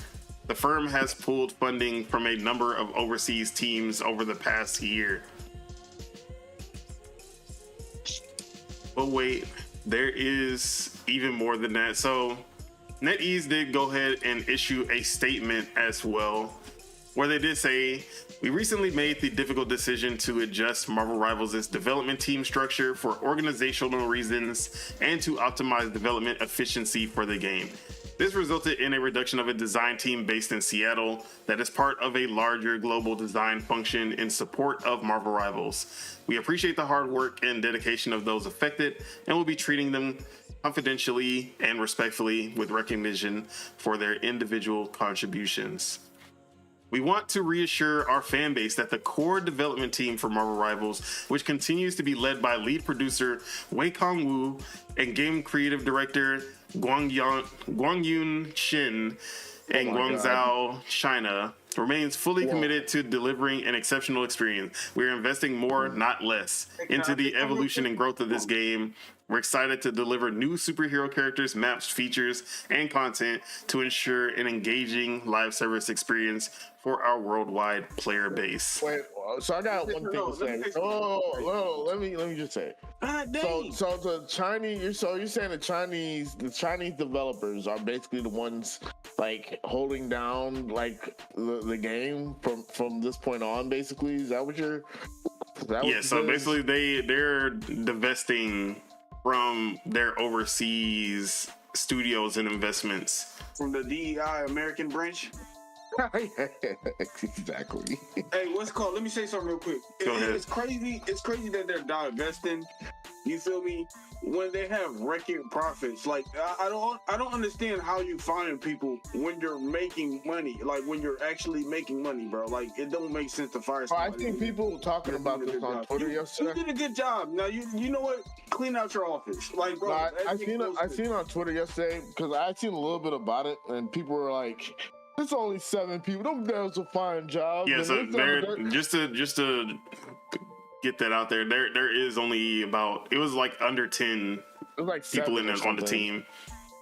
Like 7 people got laid off basically, and people are like, "Who cares? There's only 7 people." Yeah, but it's still besides the point. Like they got the most. Yeah, who cares when you do your job? Exactly. The most successful game that came out of the past quarter in less than a year. That's crazy, and that's insane. Yeah. So it seems that this is something that is not just specific to Marvel Rivals, where it just seems that NetEase is trying to bring everything in-house and getting away from their overseas investments, including some studios that they created with American talent as well. Because this is coming from Steven Totilo over at GameFile. He says NetEase's cuts of its overseas studios are far from done. Actively looking for investors to take on many of the studios/projects it announced in 2022/2023. Teams led by big name AAA devs in the West and Japan. So well, at least that's a good thing. Like they're looking for somebody to pick up the studios. Yeah. But like firing people that did their job well, like bro, keep them on, bro. So just to name a few of these developers I believe one of the biggest ones was the original Yakuza developer. He left and went to NetEase to make a new AAA game with NetEase in 2023. And now I'm guessing like he's out of there because they did say Japan as well. So most likely they're trying to figure out where they're trying to find a studio to buy them. Trying to remember who else, but there was a few big game developers, like big name game developers that started a team with NetEase. But it was over 20 Western and Japanese game studios, and it seems like they're basically divesting all of those. So that's 20 studios that either will be sold off or closed down if they can't find a seller. So yeah, how it is literally like you can't win in this. Like the industry is very volatile. You can put out a hit. You can do exactly what they want. You can make a success. You can make a failure. It don't matter at this point. You're never safe. Because what seven people, if it's only 7 people, how much is that really hurting their bottom line? Exactly. It's really not. If they're making billions. All right, so Bro, I'll let you. say some blasphemy right now. That's I'll let But like I said, it like in this case, this doesn't seem like it was like, oh, we need to. Well, okay, I will read this last post because this kind of does put a little bit more context as well. So this is coming from Bloomberg, where they said NetEase CEO debated on canceling Marvel Rivals before launch because he didn't want to pay Disney the licensing fees. The company is currently slashing jobs, including Japanese creators like Yakuza creator Toshihiro Nagoshi, who will receive no additional funding to complete or market their current projects. So it seems that there is a little bit of money, like basically they're trying to cut costs as well. And they even ended up, they even felt like if Marvel Rivals wasn't the success it is, it probably would not like last long. But since it is that success, they're keeping it. But they were contemplating terminating the game before it even released because of how much they were paying Disney. They didn't think that they were gonna make it back for a little bit. But they made it. You feel me? It's out. They made the money back, and they're cutting off. Like, bro, they probably spent more for the licensing than they did for those 7 developers, bro. They probably did. They most definitely did. All right, so are we done with the Kumbaya party?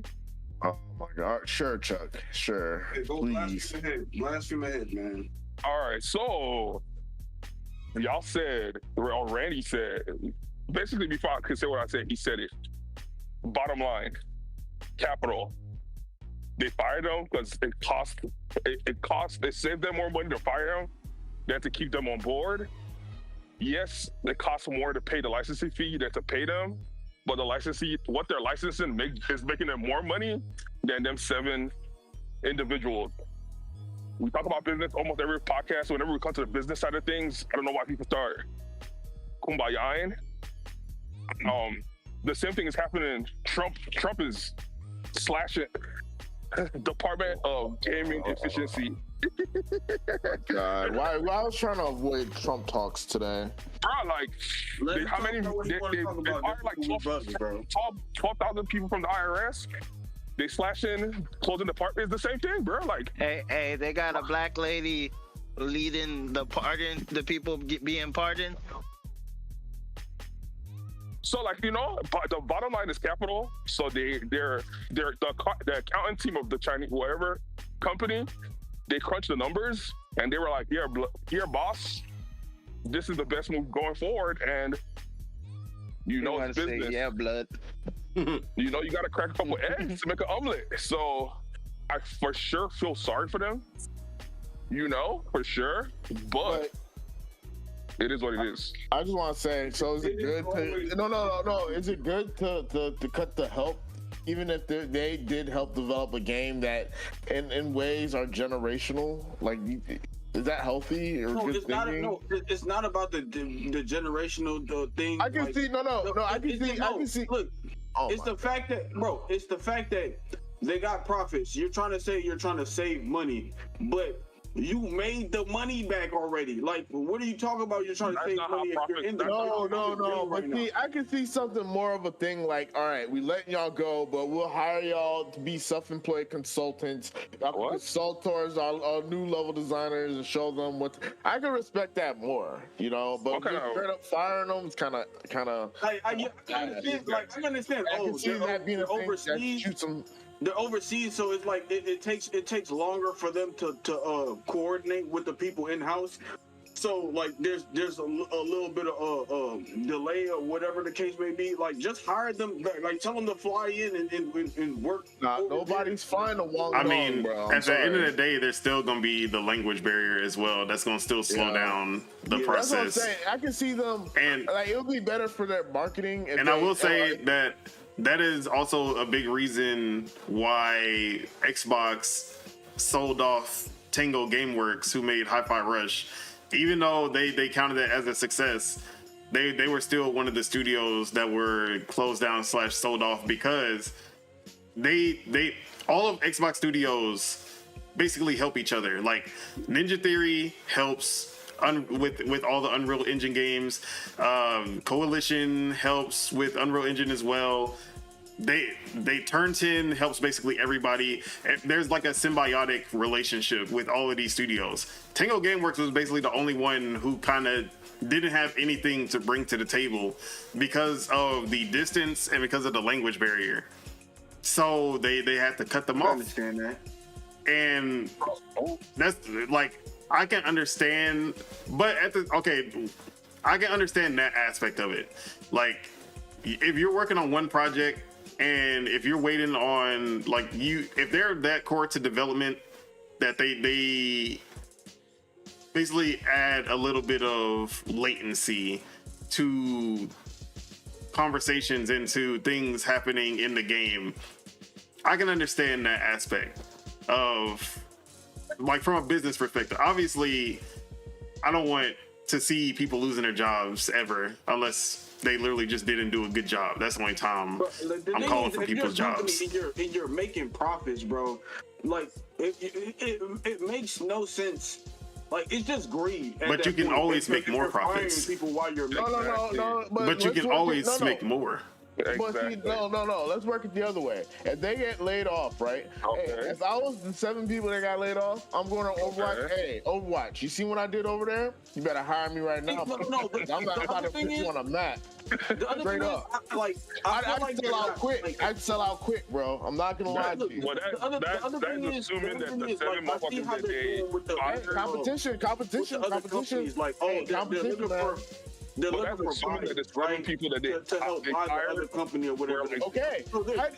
They're a design team, so most of what they did was like UI, characters, environments, the maps, which if you know that is a huge reason for why this game is as appealing as it is. They work with the characters. And the maps are also really well designed as well, but like the destructibility that actually has a play in your strategy. Like how they have all the different sections. You can go through tunnels. There's breakable floors. There's moving sections. Like there's moving zones. Yeah. So having that design now, are they the main time? Like we don't know enough to know how much they contributed. That's why I'm not quick to be like NetEase is automatically in the wrong. Like I don't want to see layoffs, obviously, but there's nuance to every situation. Yeah. But it just seems like the most plausible answer is greed, bro. Because like you already said that they made a certain amount of money, so I'm like, what's the problem with 7 people? Bro, What's the problem with keeping? You know what it 7 is? people I'll tell you exactly what it is. Or whatever. NetEase is the name of the company, right? Yes. All right, NetEase, right? They paid people in America to handle textures and etc. in said game, right? But I guarantee you, they're gonna lay them people off. They're gonna teach the Chinese people, which they're gonna get the labor for cheaper to do the same job that them people in America was doing. Look, I know it's too well. I know it too well. Bro, I think it's kind of political also. Like you know, America, we're always America first, and they're probably. But it's not only American studios. They're cutting off Japan. They're cutting off other countries as well. It's probably like a them like local first type shit. No, they ain't just you're right, but that's not just it's because it's a local first thing. It's I think capital, bro. They're doing that because the labor is cheaper in China than it would be in America or anywhere else. That's the reason why. I already said the capital part though. Like, you feel me? Like, bro. That's all I'm saying. Like, that's what most people, when they downsize, they're not downsizing. They're just moving to a cheaper fucking spot. That's it. With cheaper fucking people. That's it. They hiring their own people instead of, you feel me? I mean, it is what it is. See, it's the opposite over here. If we hire Americans, it's gonna cost more.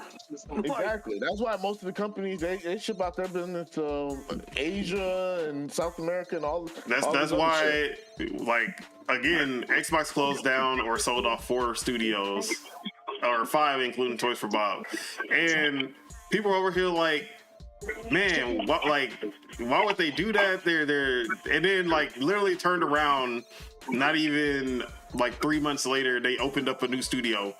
And like, oh, so y'all got the money to open up a new studio, but y'all closed down all these studios. Like, but they opened it over in, I can't even remember. It was somewhere in Europe, but they closed down a lot of American studios. Besides Tango Gameworks. Yeah, because like Japan is also an expensive place there as far as game developers go. So they closed down the studios that have very expensive developers because of where they're located. And then they opened up a studio where it's a lot cheaper to make games because there's not an abundance of like big name talent. But like California is basically one of the most expensive places to open.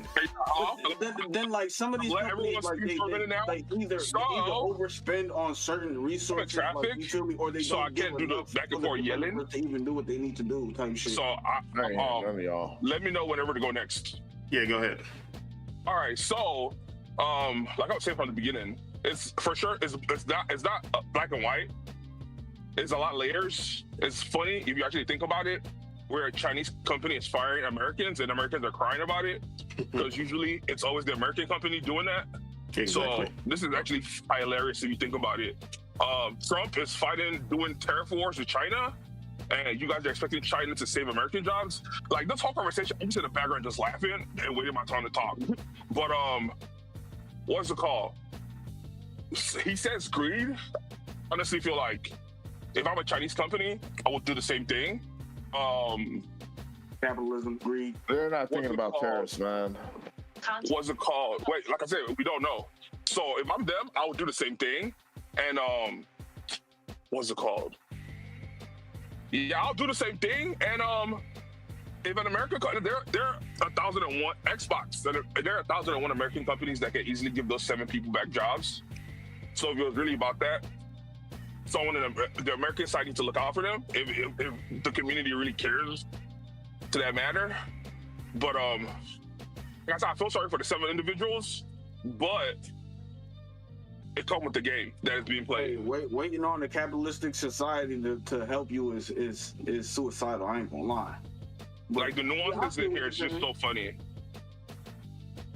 a Chinese company firing American workers and then American I workers don't think it's that political. Why? I think it's literally capital reasons and not Yeah, I feel political like reasons. it is. But the thing is, So, yeah, Trump doing his Oh what my Trump God. doing his issues for is not capital. Is Are you saying Well, Trump is the but, reason why these okay, other people are losing their jobs? the 'Cause I difference is guarantee you it's that- because of money and not Trump. Well, okay, NetEase does answer to the Chinese government, just like Tencent. They all do. But- they all do. I will say that they're a software company, so tariffs does not really affect them. yeah. Exactly. Software, That's what I was trying to software say. is digital. There's ain't no got nothing to do terrorists with it. involved. It's all whatever they make off their computer. That's it. Nothing terrorists. If they're making textures and whatever the fuck, then it's textures and whatever the fuck. That's it. if the company answers to the Chinese government, the tariff doesn't hurt the Chinese government. Every company Oh, is to the Chinese government. You can't have Right. like So just because it doesn't affect software, it's affecting China as a whole. So software. the Chinese government didn't tell NetEase, the company, to fire. I mean, you 7 can't- people in America. You know what But I'm saying? Like, it would be on brand if that did happen. Like it's not that's what I'm unbelievable saying. if that That's all I'm did saying. happen. If that did happen, when did this Yes. happen before?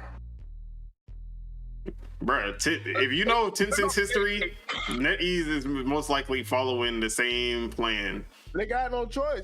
Look, the Chinese government controls a lot more companies than like America. Like American companies do what I'm whatever the saying. fuck they want. Chinese companies got to follow a lot more regulations. I ain't gonna when it lie. comes I feel to- like That's what it I'm is, bro. saying. Like, But they I don't firing- think that's the reason why the people got fired in America. No, it's If probably they got fired in probably- America, it's because of money, not It's because probably- the Chinese I ain't gonna government or lie, the it's CCP probably said both. fire these guys Probably or both. else. I don't think that's the Okay. case.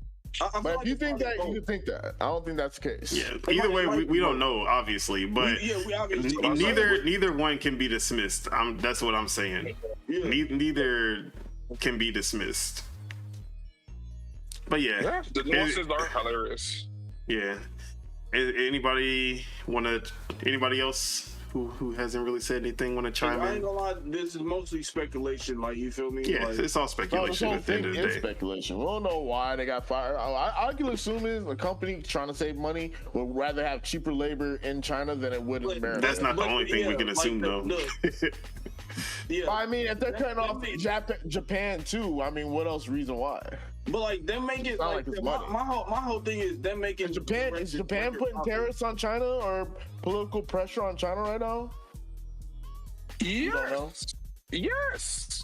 Who is China? Who is Japan more allied with? China or the United States of America?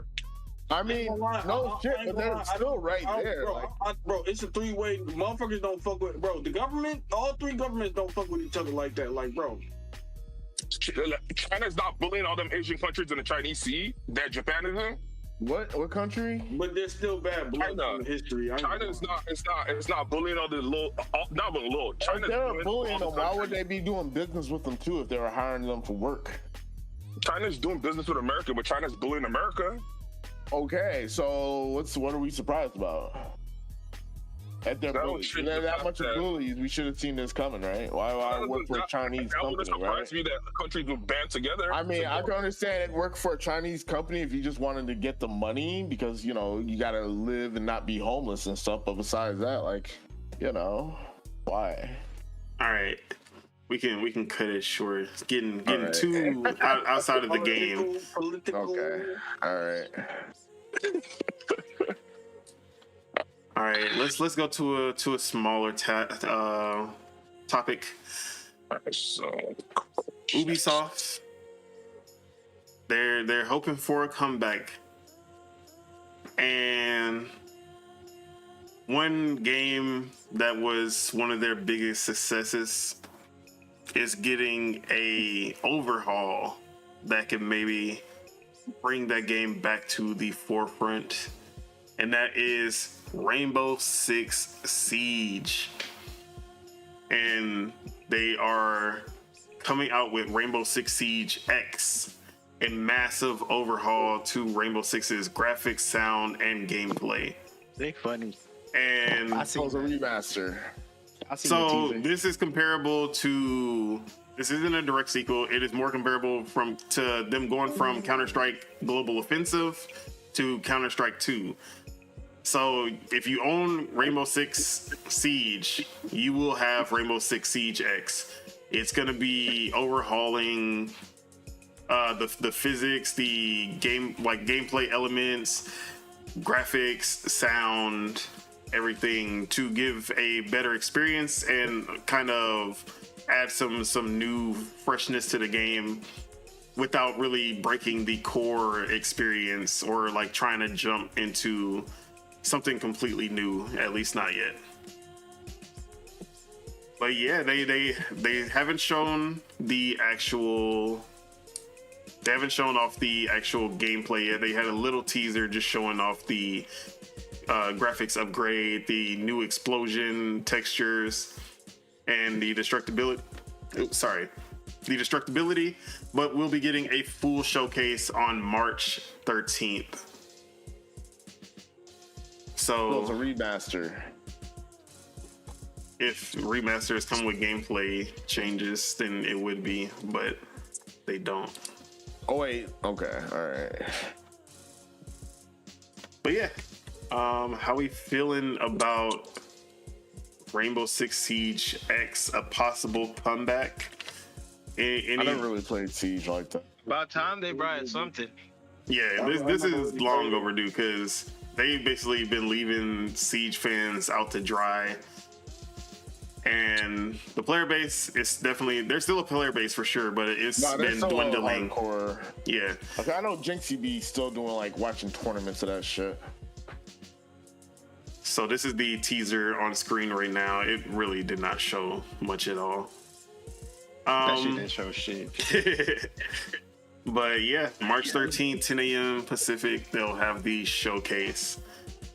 So Counter-Strike Go never really fell off. Like, it never really fell off. So Counter-Strike 2 coming out did give it a boost, and it worked for them. Yeah, but it never like had a really big fall off. They were still one of the number one most played games on Steam all the time. But CS2 definitely, like, they were usually like top 3, top 4, but now they're back at like top 2, top 1. Yeah. So I think Ubisoft is hoping that they can have the same kind of resurgence with this. Bring those Siege players that kind of dropped off and bring them back to the game. Give some hope and cope. Do y'all feel that this will be enough to bring people back? It would be. For the hardcore siegers that gave up on the game and moved on to other things, yeah, it'll definitely bring them back. I can see it plays the same way, if it goes the same way as it went for, if they treat it the same way they treated CSGO 2, if every single thing you earn in I'm pretty sure, because they specifically said it's not going to be a sequel and that it's like you're going to upgrade from the game you already have. If they treated it how CS treated CSGO 2 or CS2, it would be good for it, because like you said, the game it never actually fizzled out. It always had a little resurgence here and there. So when you own the game, but I never actually I own the game, but I don't play it. So if you own the game, you get the new game. That's good. The way they're moving so far is good. I don't have no complaints. It's just let's see how they execute it. Oh, Rainbow Six Siege is actually doing better than like I thought, honestly. Yeah, because they have 83,000 people playing on Steam right now, and it's the number 2 game on Twitch right now. Yeah, so Rainbow Six Siege is still popping. I ain't know. Imagine Xbox. Imagine how much people play on Xbox. Yeah, and then like it's been in, I don't know if it's still in Game Pass, but I remember Game Pass brought a bunch of people to it. But is it where it was at its peak? No, but I feel like this could be what gets people back. The only thing is, I feel like Rainbow Six has a problem bringing in new people. Yeah. because of how, one, very toxic community, two, For sure. very toxic community, and then two, there is a very high skill gap. Like there's a very Facts. the Because skill that's gap the same problem. is, I would say the skill gap is probably on the level of Rocket League. Because now I would would I say that? Nah, because I would honestly would give Rocket League more. Rocket League is more difficult because it's of the physics based. burial. Yeah, it's Exactly. physics based, and you have to there's more kind of motor skill function that you need. Facts. There's more calculations you need to do. Predictions. It's Yeah, similar, but it's way more. Maybe not Rocket League level, but I would say for a shooter, it's definitely up there when it comes to the skill ceiling and trying to onboard a new player in this environment, like where it is now, is kind of hard. It's similar to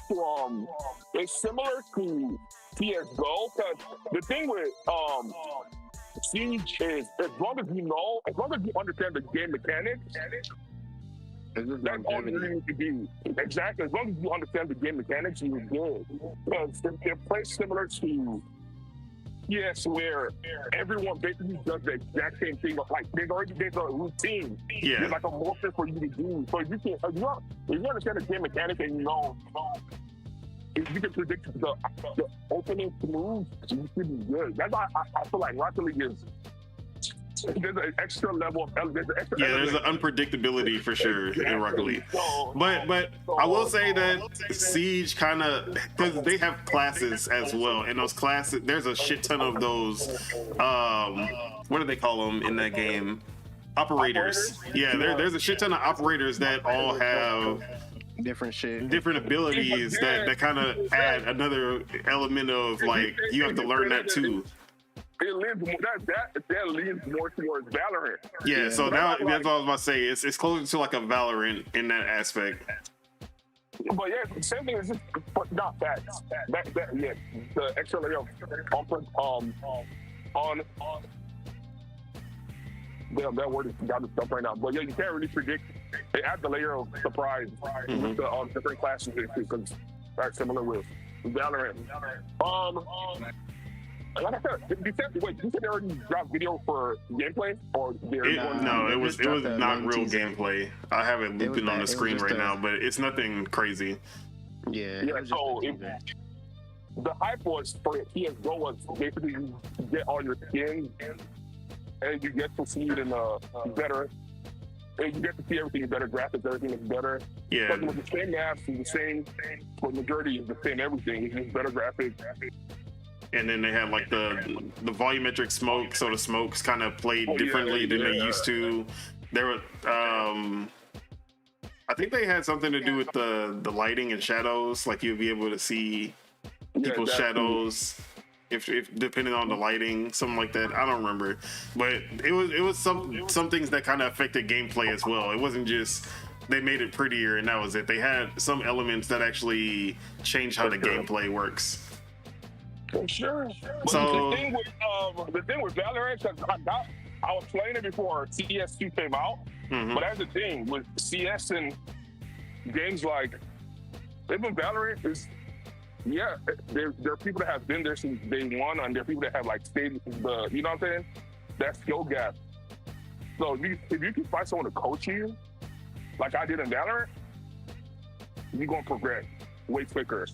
But I don't feel like it's an impossible. I don't think you need a coach. I think you need some YouTube videos and game facts. That's all you need. Isn't that a coach? yeah, that's still a coach. At the end of the day. Look, some coaches cost money. YouTube's free. Hey, that's all I'm saying.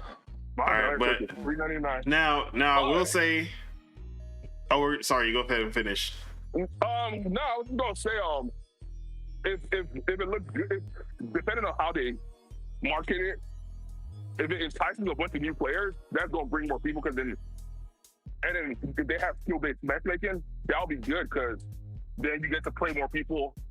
Like you get to play more people around you, exactly, rather than what's going on right now. You try to go play it right now. In your ass murked. Exactly. So, see, that's the thing. Are there people of my skill level on the game right now?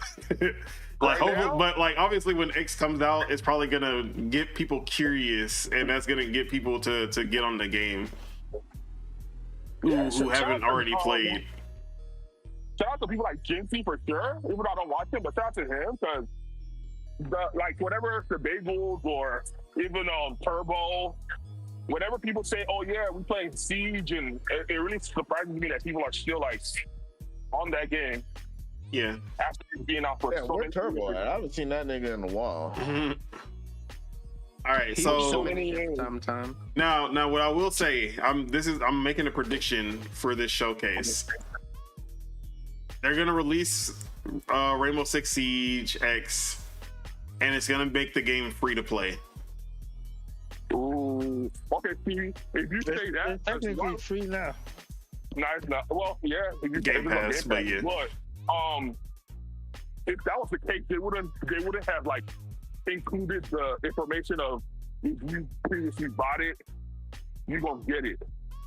Well, yeah, you get an upgrade. It's basically Overwatch to Overwatch 2. Like, Overwatch was a paid game.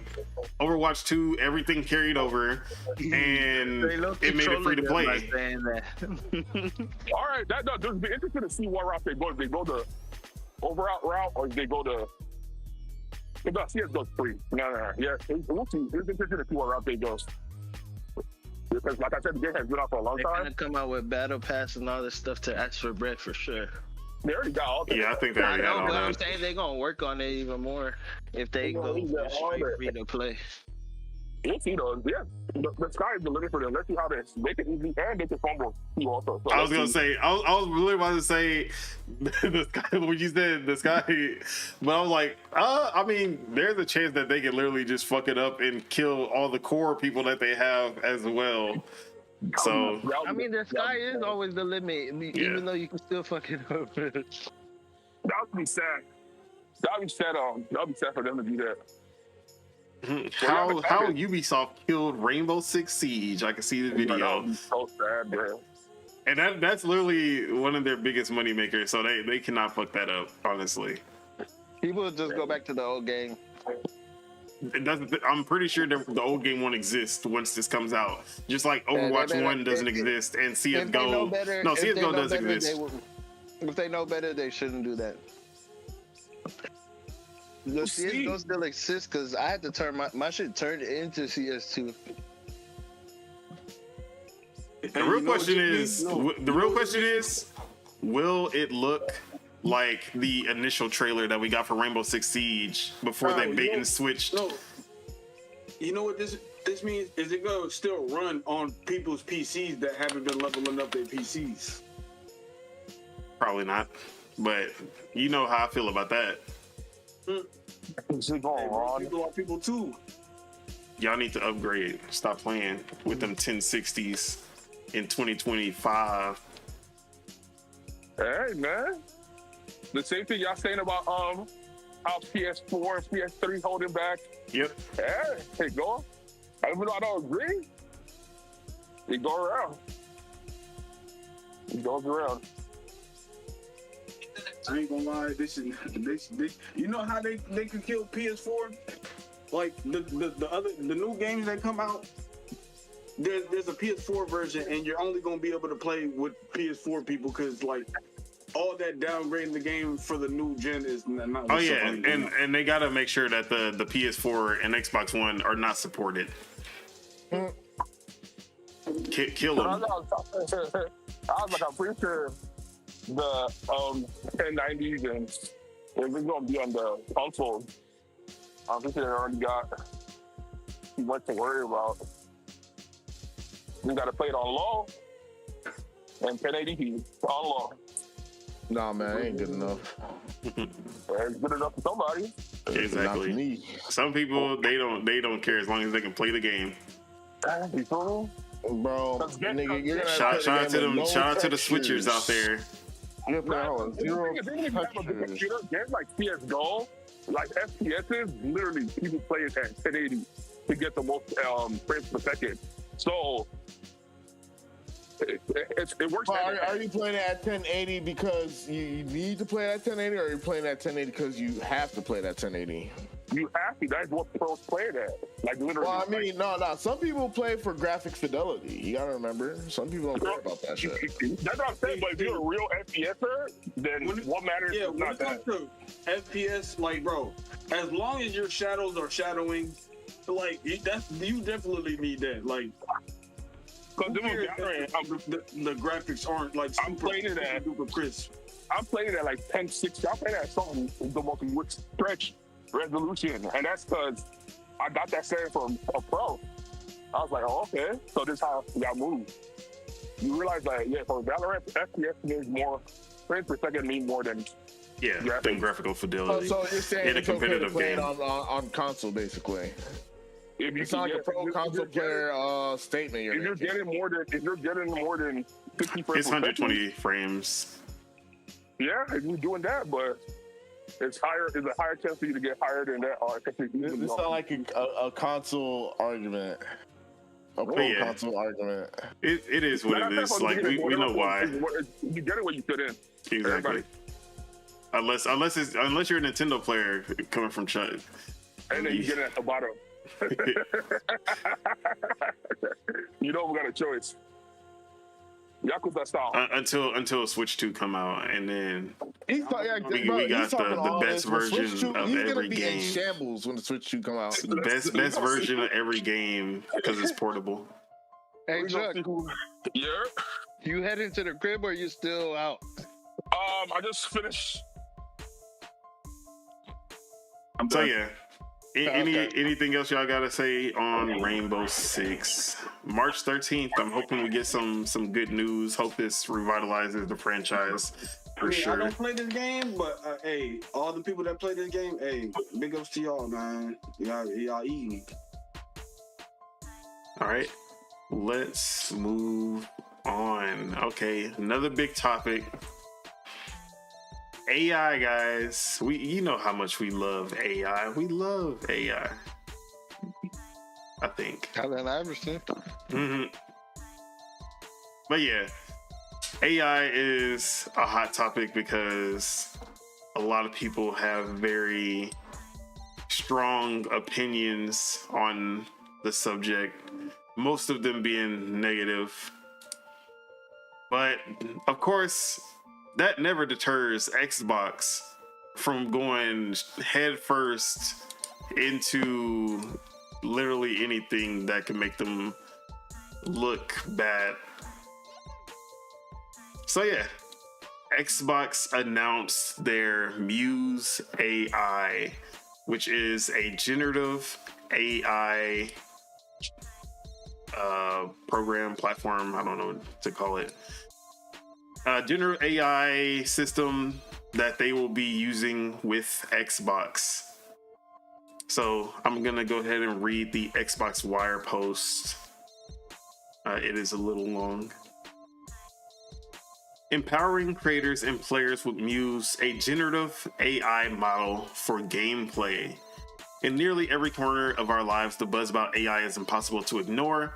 It's destined to revolutionize how we work, learn, and play. For those of us immersed in the world of gaming, whether as players or creators, the question isn't just how AI will change the game, but how it will ignite new possibilities. At Xbox, we're all about using AI to make things better and more fun for players and game creators. We want to bring more games to more people around the world and always stay true to the creative vision and artistry of game developers. We believe generative AI can boost this creativity and open up new possibilities.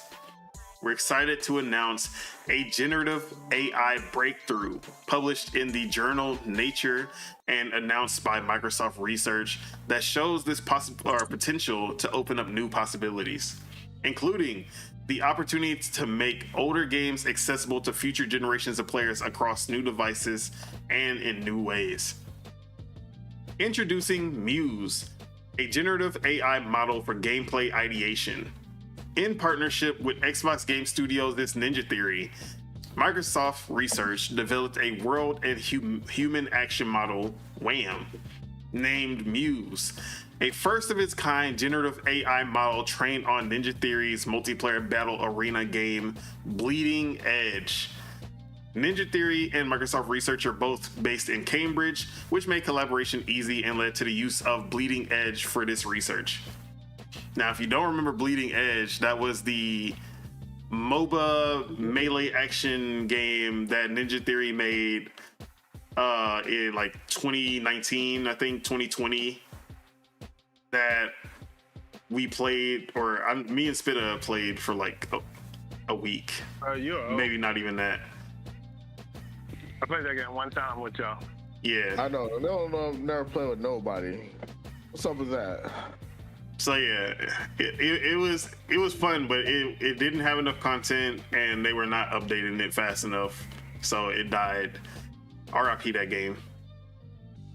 But yeah, they're using that game as they're using that as a base to train the AI, but also to kind of create new experiences in that game using AI as well.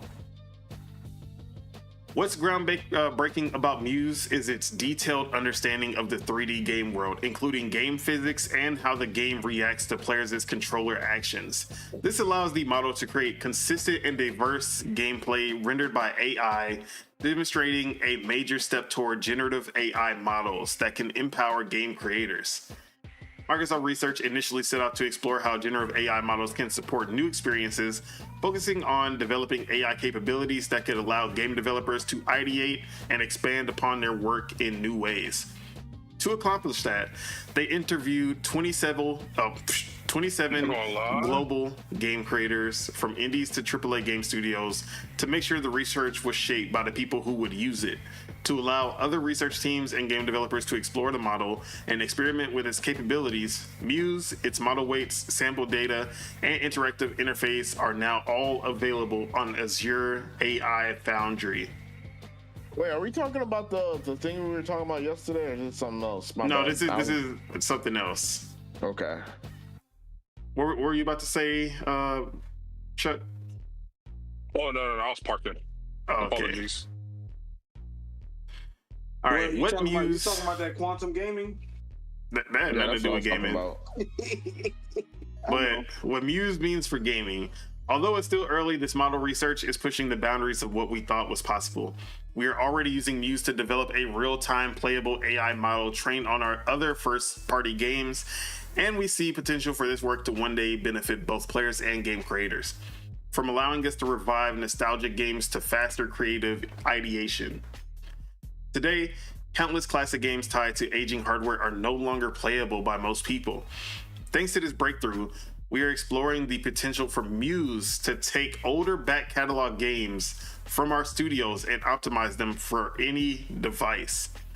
We believe this could radically change how we preserve and experience classic games in the future and make them accessible to more players.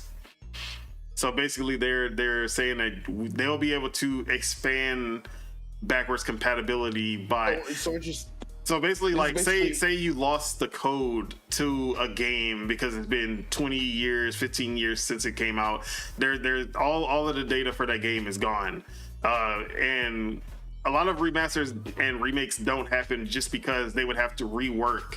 They would basically have to redo everything from scratch to get this game out. Yeah. Well, the AI would basically be able to recreate that game and like basically recreate that game and be able to port it to newer systems. So that is something that they're working on when it comes to backwards compatibility. You put the AI in control of backwards compatibility. Yes, and it would also like it would actually like remaster it as well.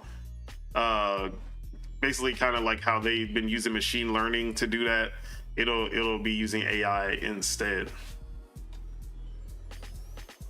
All right, so to imagine that beloved games lost to time and hardware advancement could one day be played on any screen with Xbox is an exciting possibility for us. Another opportunity we're exploring is how Muse can help game teams prototype new gameplay experiences during this creative process and introduce new content. taking games players already love and enabling our developers to inject new experiences for them to enjoy, or even enable you to participate in the creation process. We'll create opportunities for people to participate in this exploration, starting with short, interactive AI game experiences for you to try on Copilot Labs very soon. There's still so much for us to discover, and we can't wait to share more. Xbox's approach to generative AI. Xbox has been innovating with AI and machine learning for decades, including in partnership with Microsoft Research, constantly working to find ways to delight players and harness new computing capabilities to bring creative visions to life. While AI isn't new to gaming, we're now seeing an acceleration of generative AI's research, both within Microsoft and across the broader technology community. We believe it's important to shape how these new generative AI breakthroughs can support our industry and game creation community in a collaborative and responsible way. Actually, everything else is them trying to make AI sound like they're not trying to steal people's work. All right. So yeah, Xbox Muse AI. The main points is that they're going for a generative AI model that can help developers create new experiences, test out concepts, and even speed up game development by kind of having AI create consistent content with what they have already made. And then as far as the players, they will be using AI to bring older games to new platforms with the power of AI, and then also letting you, I guess, write prompts to existing games like Bleeding Edge, which will be the first test, to basically create new game experiences in an existing game to see how that kind of works out. So you'll be able to test out that on Copilot Labs. And then, no, that's basically the three main points of it. So how are we feeling about Xbox Muse AI? Let's start with Mars. I'm here for it. You feel me? Anything that makes the process of creating games easier for the developers. You feel me? Makes the game come out faster. Less cancellations. Hey, all around good times, man. All right. You're not concerned that they just gonna get lazy and then that comes with the creation of new technology in general. Like, we get lazier the more the technology gets better. So that's a given. We're already lazy. Exactly. They're already lazy as fuck. All they do is live service and lie. All right, Ace, you got anything to say? You gonna wait and see? I'm here for it too. Okay. Which do you think that you would be using like the one where you'll be able to add new experiences to the games, or you just like want to see developers kind of use it? Like this, look. Yeah, I want to see them use it. Like, you play a game, right? You finish it, you beat it, you love it. Then you take the AI and then you create your own new adventure with the AI to like create your own unique DLC. All right, I'm back. My only question is, what's the difference between this? I remember that one showcase where, was it EA, the sandbox? Yep, EA. What's the difference between this and that? This one's actually coming out right now. This one's actually coming out soon. And EA's was just a concept. Like, they have actual. If you go on the link, the first link under the topic, they actually have gameplay, like new gameplay content from Bleeding Edge that was made by AI. They have a bunch of GIFs of it. So okay, so so this is all questions. Whenever EA did their sandbox, the footage that was captured, wasn't that from the?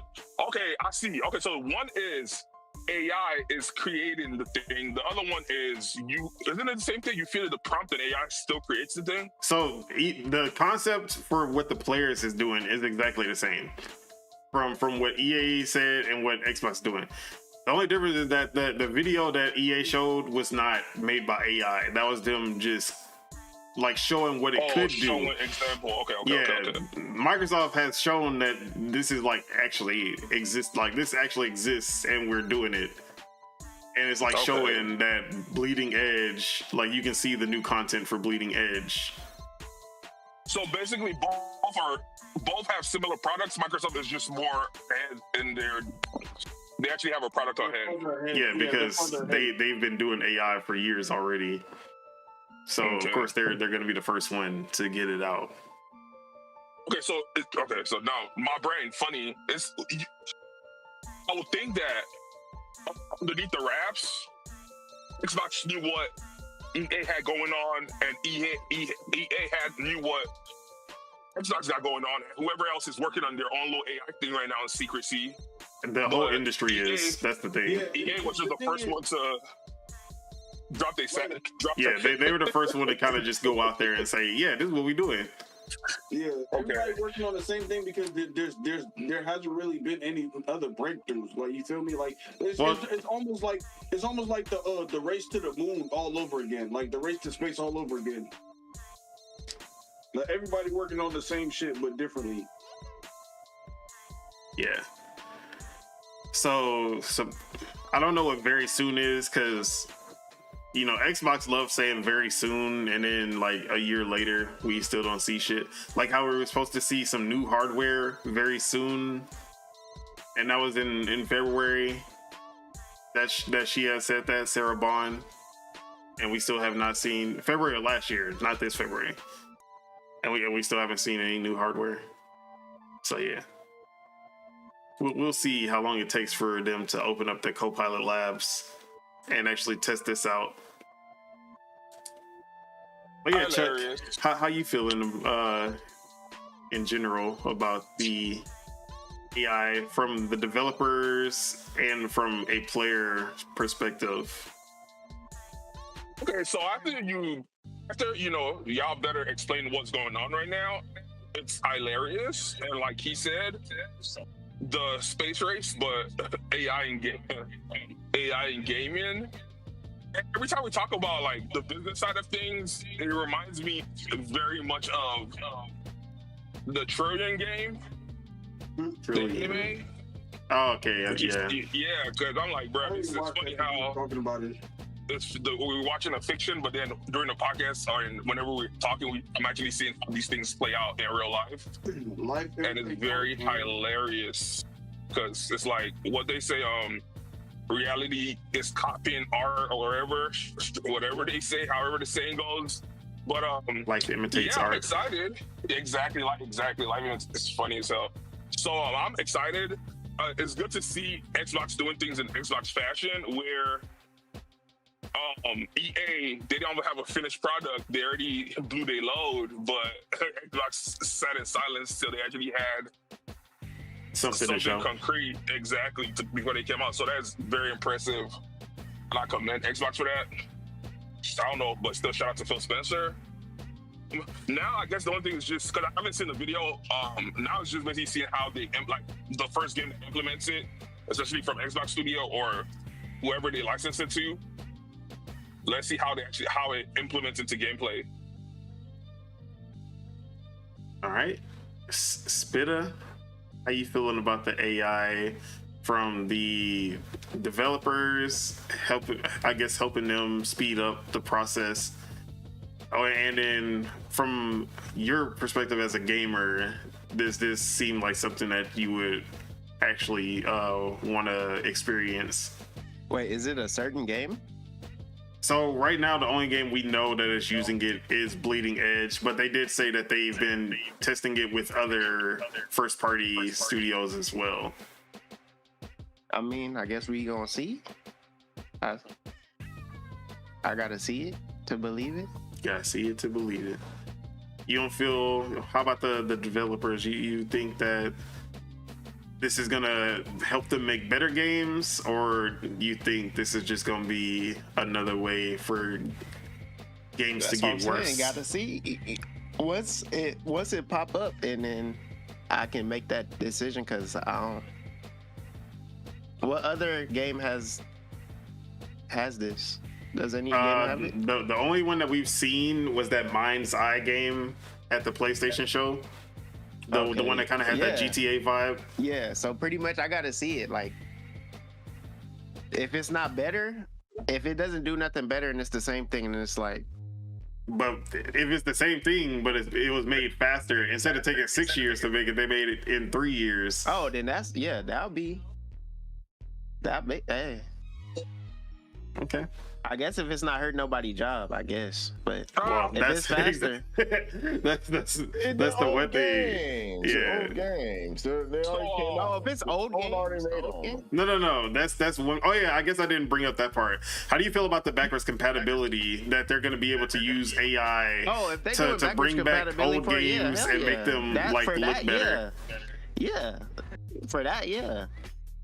I fucks with that. But if they just trying to give us backward compatible games and no new games, I don't know about all that. So, all right, I guess I'll go to Tej and then I'll speak. Wait, hold up, before the next person goes. All right, so for sure they're gonna say old games, but we know they're gonna use it on new games. For sure, it's gonna affect people's jobs. Yes. So before we get there and we start the Kumbaya party, I'm saying it right now. Hey, I'm still going Kumbaya because, we gotta Kumbaya because we can't just be soulless, heartless people, soulless. Chuck. He is. Hey man. We have to show empathy. You gotta stop Chuck. saying amen. You don't believe in that. See, Chuck is literally like nature is nurture. Bro, Chuck and BG would be best friends because is AI nature though?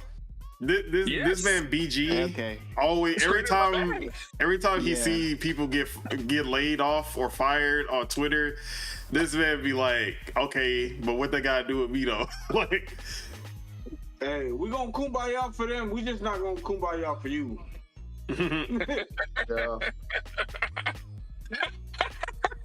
See, that's the thing. Once it happens to you, we're gonna do it for you. You feel me? Okay, so see, y'all be making me. I can't speak freely. You said make you can speak freely. We just gonna say what we gotta say about it. No. YouTube TOS. No, but what do they call it? Okay, because the same thing was said whenever. The same thing was said whenever Nvidia dropped the 50 series, and then they spoke about DLSS4, and then the whole conversation about AI and graphics and AI generated pixels. So and then the cartridge came out and people have done review videos. So it looks amazing, but it's not perfect. So I already know the same thing is going to be the same case whenever they implement whatever AI they implement into gaming.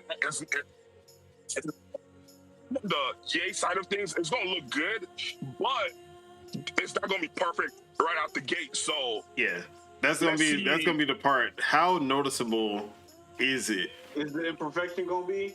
But that's the thing, because when it comes to like AI art, that really be the. I hate how AI art looks. You can tell most of the time when it's AI art. If you got a functional brain. But at the same time, you can kind of I guess as long as you can tweak what comes out of the AI. That's where it comes out, because if you can put out AI art and just throw it out there and then call it a day. Like the AI makes it, you throw it out and then that's it. Yeah. But if you're able to actually tweak it and put your own touch on it, like that's what I'm hoping with the actual game development part of it, is that they get what the AI takes and they're like, okay, this has like 70% of what I wanted, and then I can tweak it to make it perfect for me. It really just depends on how lazy they want to be. Yeah, and my thing is, I was gonna say for my part was that A lazy developer is going to be lazy no matter what tools they have at hand. AI is a tool. A great game developer can use AI and still make great games that aren't just lazy. And a lazy developer is going to continue to be lazy, but they were already lazy to begin with. Nothing has changed. They just have new tools to be lazy with. Yeah. So that's how I feel about that argument. But Tej, how you feeling about this from the developers being able to speed up development process, the gamer side of using AI to create new experiences for your games that you already have? You want my thoughts on this? And backwards compatible, bringing backwards compatible games, even remasters using AI. Honestly, at first it sounded good. Now I realize it sounds lame as hell, because if I wanted to play a game, I can play it now. I don't need no fucking AI to make me play a backwards compatible. So this is only good for consoles want to relive their glory days, right? That don't have the means of reliving their glory days, or too lazy to relive their glory days. Is that what's happening? So that's what I'm saying. From what is being, I guess from what is being read on paper. Game came out, Nah, man, this shit sound like more AI slop, man. Because If you want the old ass games, you can play them shits now. So that's what I'm saying. The way And these devs are gonna get fired regardless. They're gonna get fired left and right. You know, look, this is terrible precedent. Terrible precedent. I'm about to hate. Fuck AI. Me and my homies hate AI. We don't want to up-res the game. The game should already come fucking up-res. I don't care if I gotta download more shit. Fuck out of here. All right, what were you saying, Chuck? Oh. Yeah, he one of them niggas that want to up-res the games. Why would your game already come up-res, Chuck? No, I was saying, tell me. The way EA, because that's how I guess Xbox is, and I feel like y'all have scared Xbox and jaded them from all y'all outcry and backlash or whenever they're trying to move forward. So right now they're just saying, oh, we're only doing backward compatible games. I mean, they didn't say that though. They literally said that they're using it on new experiences as well as. It's gonna hit new games, so yeah, obviously they didn't back down on anything. They went full for it. They doubled down. Okay, so yeah, the way I was just from how I was hearing it, it sounded like they were just, because people kept saying backward compatible, you know. Yeah, that was just another element of it, is that they could bring backwards compatible games more easily. They lazy. We don't want that shit. If we want that backwards, hey, look, I know a website. Look, I'm not. If I say this name, look, it's over for us. I'm not even gonna bring it up. All right, so look, question, right? If we were to put a percentage on it, what percentage do we feel some form of AI was used when creating GTA 6? Bro, I was literally gonna get there, but I'll say that. I'll put we gonna get to that. Watch, we gonna get to that. So yeah, but was it ethical? So yeah, so my take, first and foremost, Xbox always quick to be the most hated developer in the world. They love being the one who's the butt of the joke. That's the only time that they're quick to do something, is when they know everyone's gonna hate it out the gate. Like, oh yeah, everyone hates AI. Bet we gonna be the first one. Oh, Connect, always online, DRM. Bet we gonna be the first, bro. Because if they're gonna hate you regardless, you might as well do it, bro. What you want, bro? But no, but then they get all the backlash until someone perfects AI, and then when AI is perfect, then they come out. It's the Apple approach, you know. Apple waits some years, and then they finally do it, and then they're like, "Hey, we were the first one to do this." But and then it's like, bro, they're so brave. that's my issue though, man. Like y'all giving the most ethicalist people the power of morals and ethics, bro, and it's annoying. They're gonna do terrible things with it. It sounds great, but I guarantee you they're gonna start doing AI slop, and they're gonna make an AI game like Elon Musk, and that's just gonna, like, you know, people are gonna eat that shit up because they're fucking sheeps, little sheep ass. You know what I'm saying? Like, bro. Niggas ate up Flappy Birds, bro. Bro, okay, Flappy Birds was alright for its time. It was alright for its time. So yeah, Those no robots and the computations to make. It was a nigga that made a bird that go up and down. That was it. I mean, there were still computations, obviously. Well, I don't look. But man calculated the anyways, computations. shut up. It's my turn.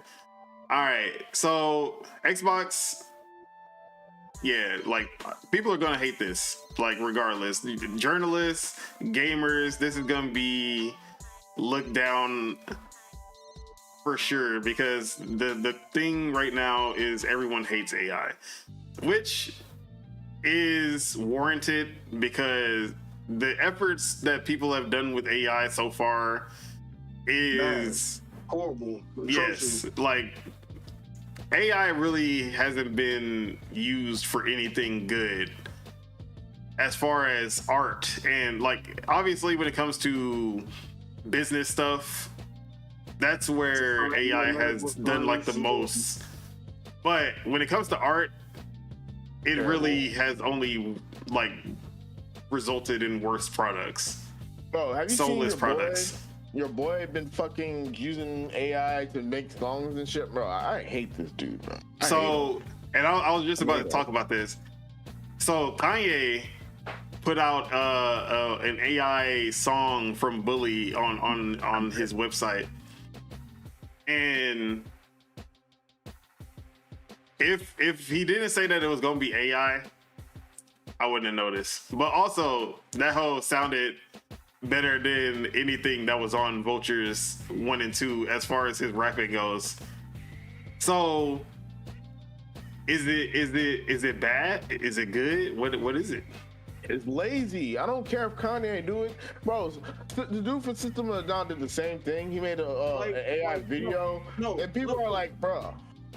When it comes to entertainment, like there's a certain line you can't cross. Because I was thinking like this, like, what if in the future we don't have like actual athletes playing sports? You got you know those little robots that they show like playing football and shit, NFL and shit. Yeah, that.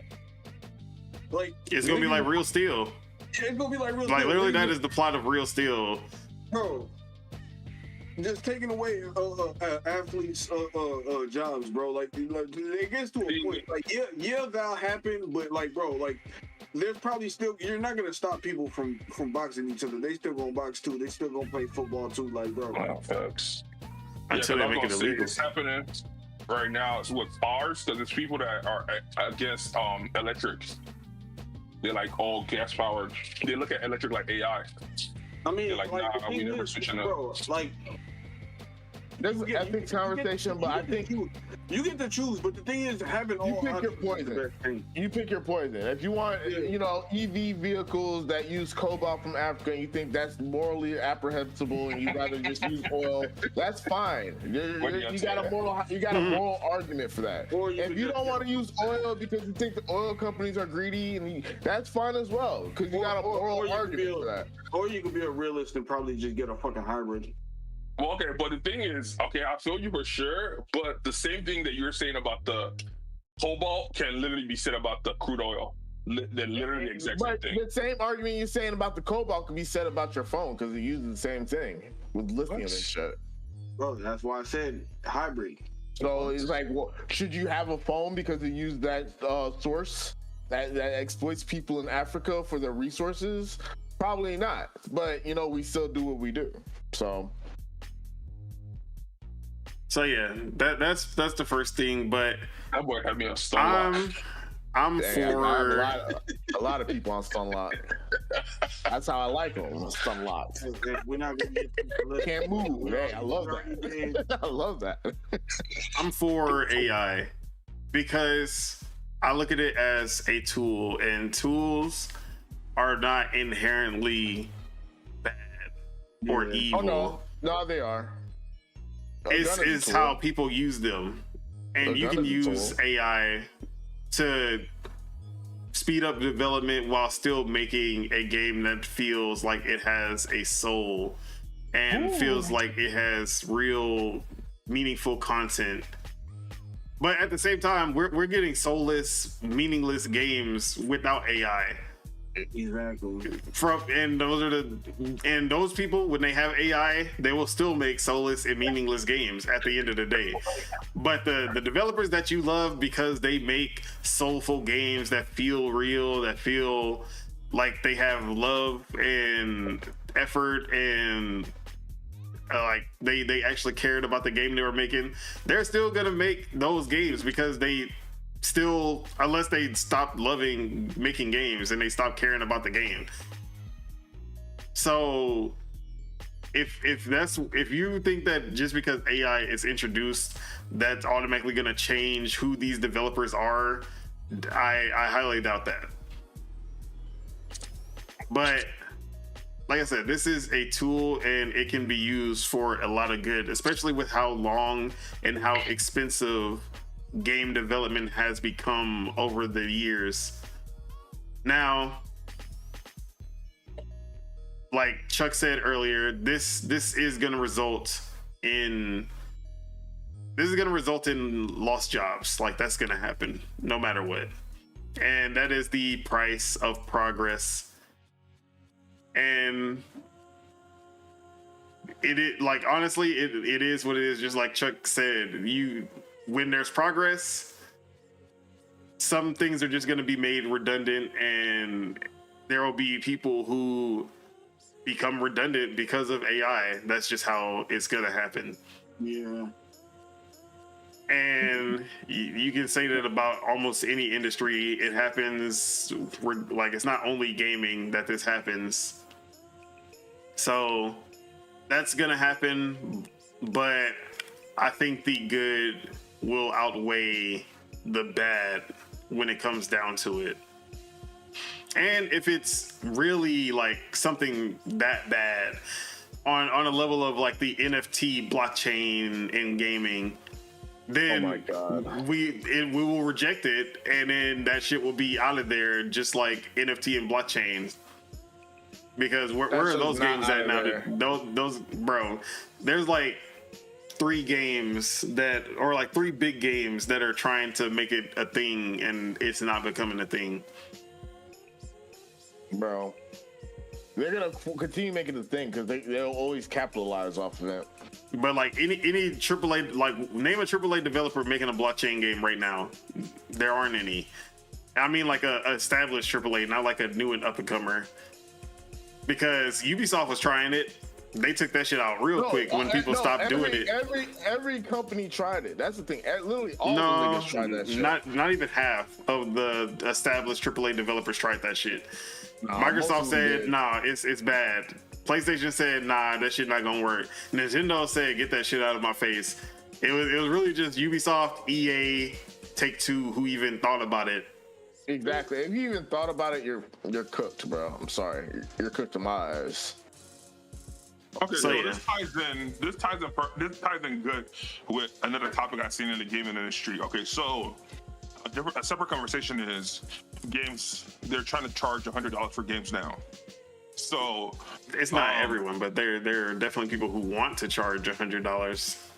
that's a conversation that's been had. So But all digital, less workers. Why are you asking for more money? Exactly. if they implemented AI and they were like, okay, yeah, we're gonna use AI, people are gonna lose their job, but games are gonna be stuck at 60 forever, or there's a chance that games might actually even go down to, let's just even say $45. That's Like when CDs came out, and then we saw the price of games drop from the $80-$90 that we were paying when it was cartridge. See what I'm saying? So what if it's one of those rare instances where with the implementation of AI, the consumers win, but some eggs were cracked? Hey, I'm down with that. How would the consumers feel? How will the general consumers feel? Bro, all right, let me tell you how it's gonna happen. If that happened in your case, there was, let's see, 2024 we saw like 20,000 layoffs, right? So what would happen if we saw 30,000 layoffs, but games became cheaper and they came out faster?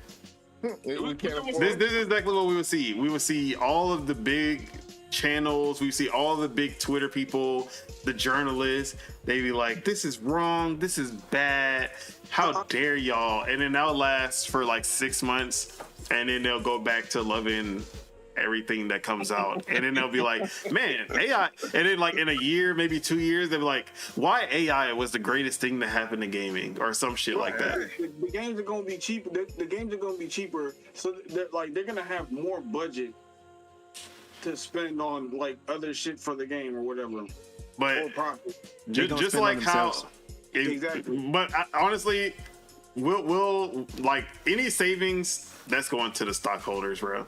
Like Exactly. anything, we know them niggas not paying that shit back to the But players. you know a lot of companies like overspend on the budget for these AAA games though sometimes. And that's because most of it is because of how much developers get paid.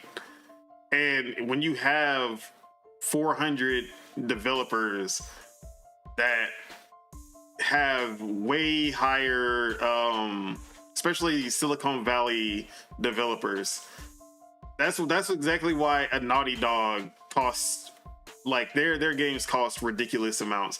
Insomniac as well. Insomniac is a mix between them being in Silicon Valley and them having to pay Disney for their IP as well. So that's why like Spider-Man 300 and something million, or even like a Concord, which was 400 million, which is ridiculous for that game. Ridiculous, bro. So that is exactly why these budgets are so high. Like, especially most American developers, but then you'll see like Japanese games, and they're still on the higher side compared to the rest of the world, but it's still significantly less than the US, like the Western developers. Like a Final Fantasy 16, which is like one of the more high budget Japanese games, is probably like 150, 180 million. I feel like that's more of an executive choice than a developer choice. It comes down to how much you're paying the developers and how long it takes for that game to come out.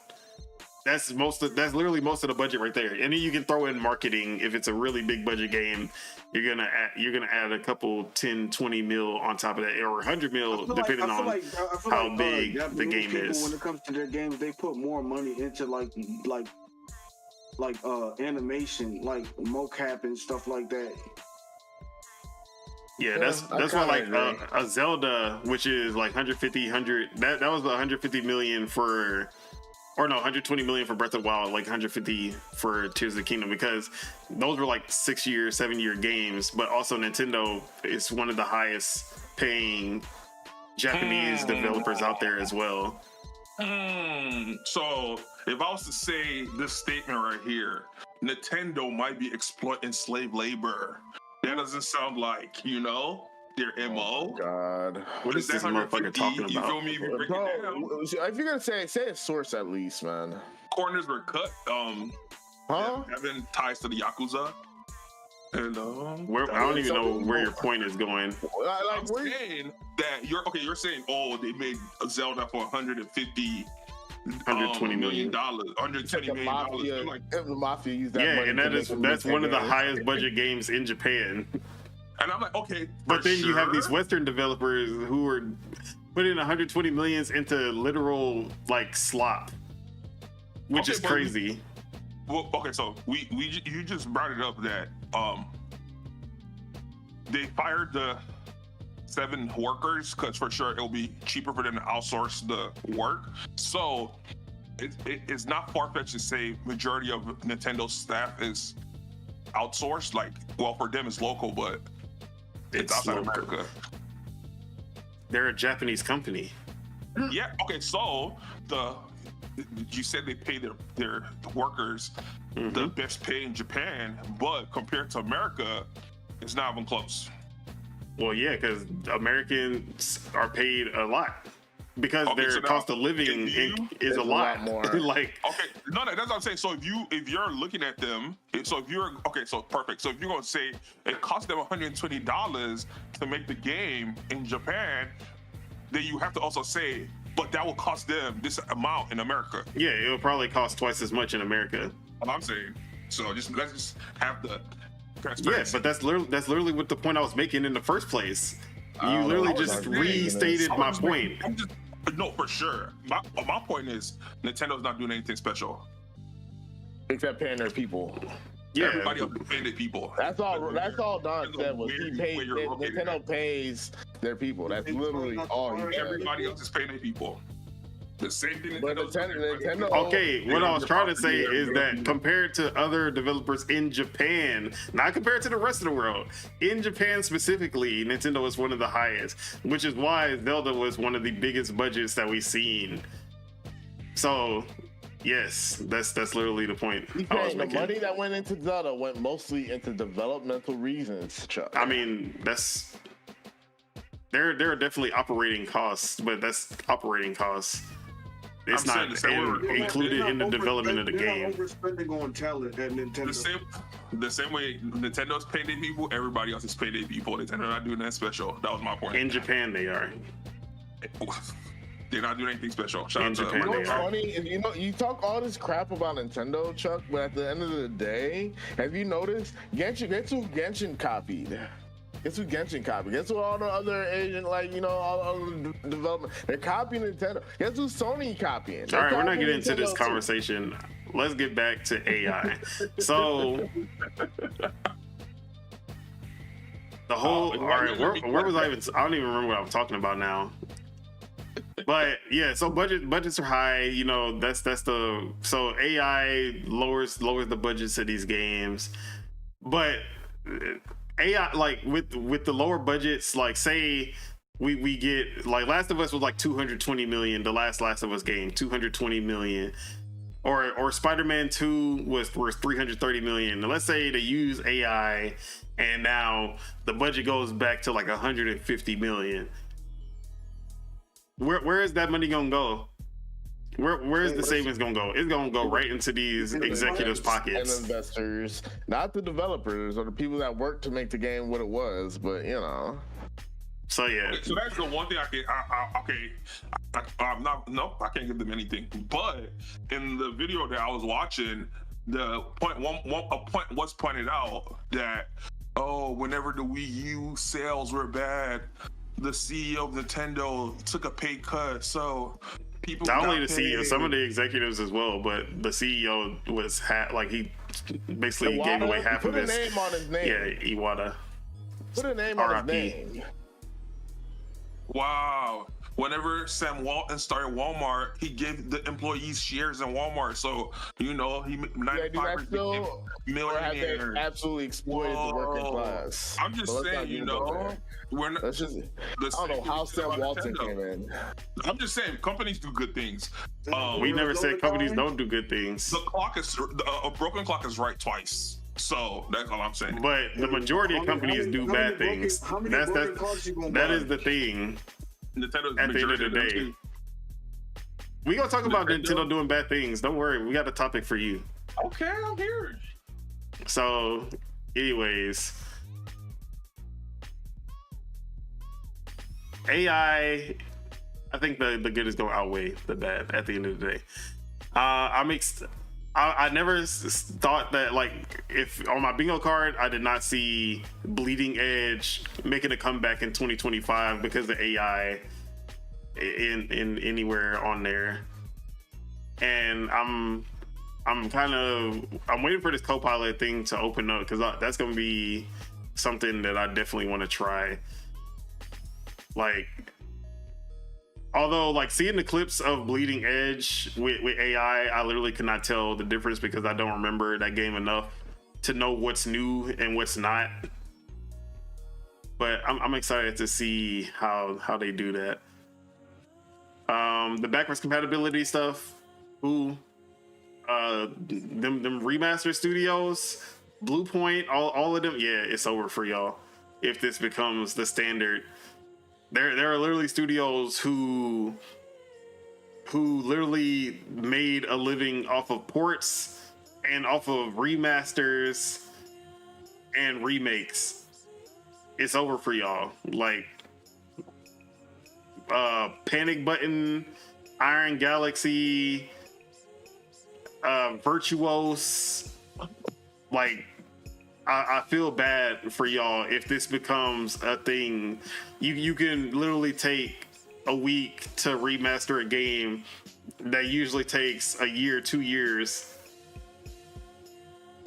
So yeah, that's gonna be a big win if that actually gives a good result. Okay, so it's not all, because hearing you say what you're saying right now, it's really not all, you know, cloudy and doomed for the devs, because similar things happen in the,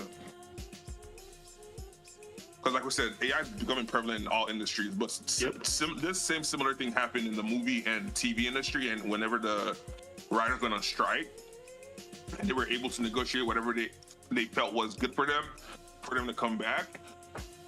That's also a very, very good option for the devs, because it, like, everyone, well, if you know it's going to affect them in a very, very drastic way. So before it happens, they can strike, try to get, demands the same way the writers and actors did, and they got their way.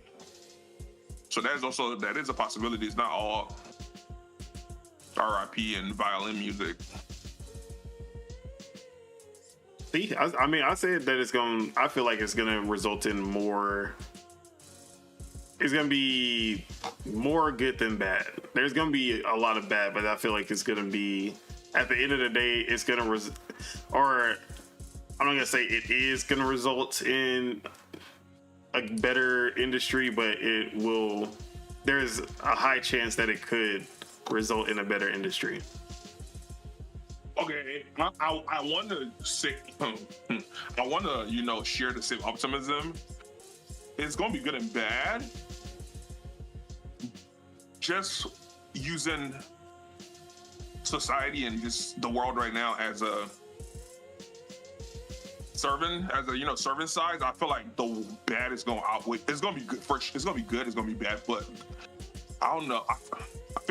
Initially, I feel the bad is going to outweigh the good, because the people that we're expecting to do the good have shown us time after time what their bottom line is. So I feel like it's gonna be an uphill battle for the good to outweigh the bad. I'll say that. Really? All right. Was there anything else I need to say on this? Let's see. No, I think I covered everything. So, anything else on Muse AI or AI in gaming in general? Oh, actually, all right, because I did this because I thought this was funny, because I was like, who do y'all think is gonna be the next big company to get into AI, or like what's gonna be a big game that's gonna come out and they're gonna say that they used AI? And you actually mentioned it, like how much AI do you think GTA 6 had? You believe GTA 6 used AI? Chuck. Wait, my bad. One more time. You said what? Because you had mentioned earlier that how much AI do you think? Oh, in GTA 6. I know for okay. I can 99.9%. I believe they used AI at some capacity when creating GTA when creating GTA 6 now, how much of GTA 6 do I believe is AI? That's what I'm saying, because AI is so new right now. I can only speak for myself. I honestly don't know, because there's so much aspect of the game where, man, if there's a low hanger fruit, someone's gonna pluck it. So they might have used it in some of the writing. They might have used it in some of the, creating. They can't use it in writing because of the writer's strike. No, that's what I'm saying. They admitted that. That's what I'm saying. They have an agreement. Like I'm not too well versed in the agreement, but they can still use AI. It's just, it's not in any capacity. It's gonna be like big. Maybe for like NPCs and shit, like small NPCs type shit. Facts, like the conversation. Yeah. So that's what I'm saying. Yeah, I'm excited. I'll say, okay, if I'm saying being realistic, I'll say, because it's also so new, I'll say between 15 to 13%. All right. Now, I said that Take-Two was gonna be the next company to be like, yeah, AI, that's our big thing, including Rockstar and GTA. And GTA 6 is gonna have AI. You want to know how? Oh. Or you want to know how I know? AI? I should say, because you already seen it. All right, so look, I already seen it. Everyone watch my screen roll. Everyone watch, because this is crazy. Y'all see Grand Theft Auto 6, the logo. Yep. Now, flip it upside down. Oh my god. I'm getting off this website. AI. Grand Theft Auto AI. They hit it right under our eyes. We never even saw it coming. Geniuses. It was the entire game all along. I see it. I'm visualizing it. Look. Rockstar did not start on GTA. They were like, yeah, we started GTA 6 8 years ago. Nah, these motherfuckers, they started development like 2 years ago. I'm not trying to cut you off. What is your background? What is my background? Yes, what is your background? You just saw that? That's funny. Bro, we started. Are you talking about this? Podcast Oh, you talking about you funny. Hey man, my man Drake with throwing Pokeballs. Chocolate dogs with jeans on, but we're not gonna talk about it. Let's go. Chocolate dogs with jeans. Oh man. But yeah, man, Grand Theft Auto AI, bruh. It was there all along. We never saw it coming. Didn't they already prove that like Grand Theft Auto's trailer used AI? Didn't it kind of like? That's where I seen the tweet about that. Expose on that. I don't remember anything substantial coming out about that. But I don't care. Like if it's like a fucking trailer, I don't care. Like I just As long as they don't use AI Snoop. But yeah. Anything else before we move on? Okay. Cause him saying that, brought up a good point. So we're against AI using, like he said, as long as they don't use AI Snoop. Are we against if AI had like an AI? If they had like a scene with Tupac or anyone who's dead and they used AI. Look, if you remember, they did that last year. Remember, a certain artist used AI Tupac and he got sued, or he didn't get sued. But he didn't get sued. They said just cut it out, or we're gonna cease and desist. I mean, obviously, you have to get permission to use someone's likeness. Then it's okay.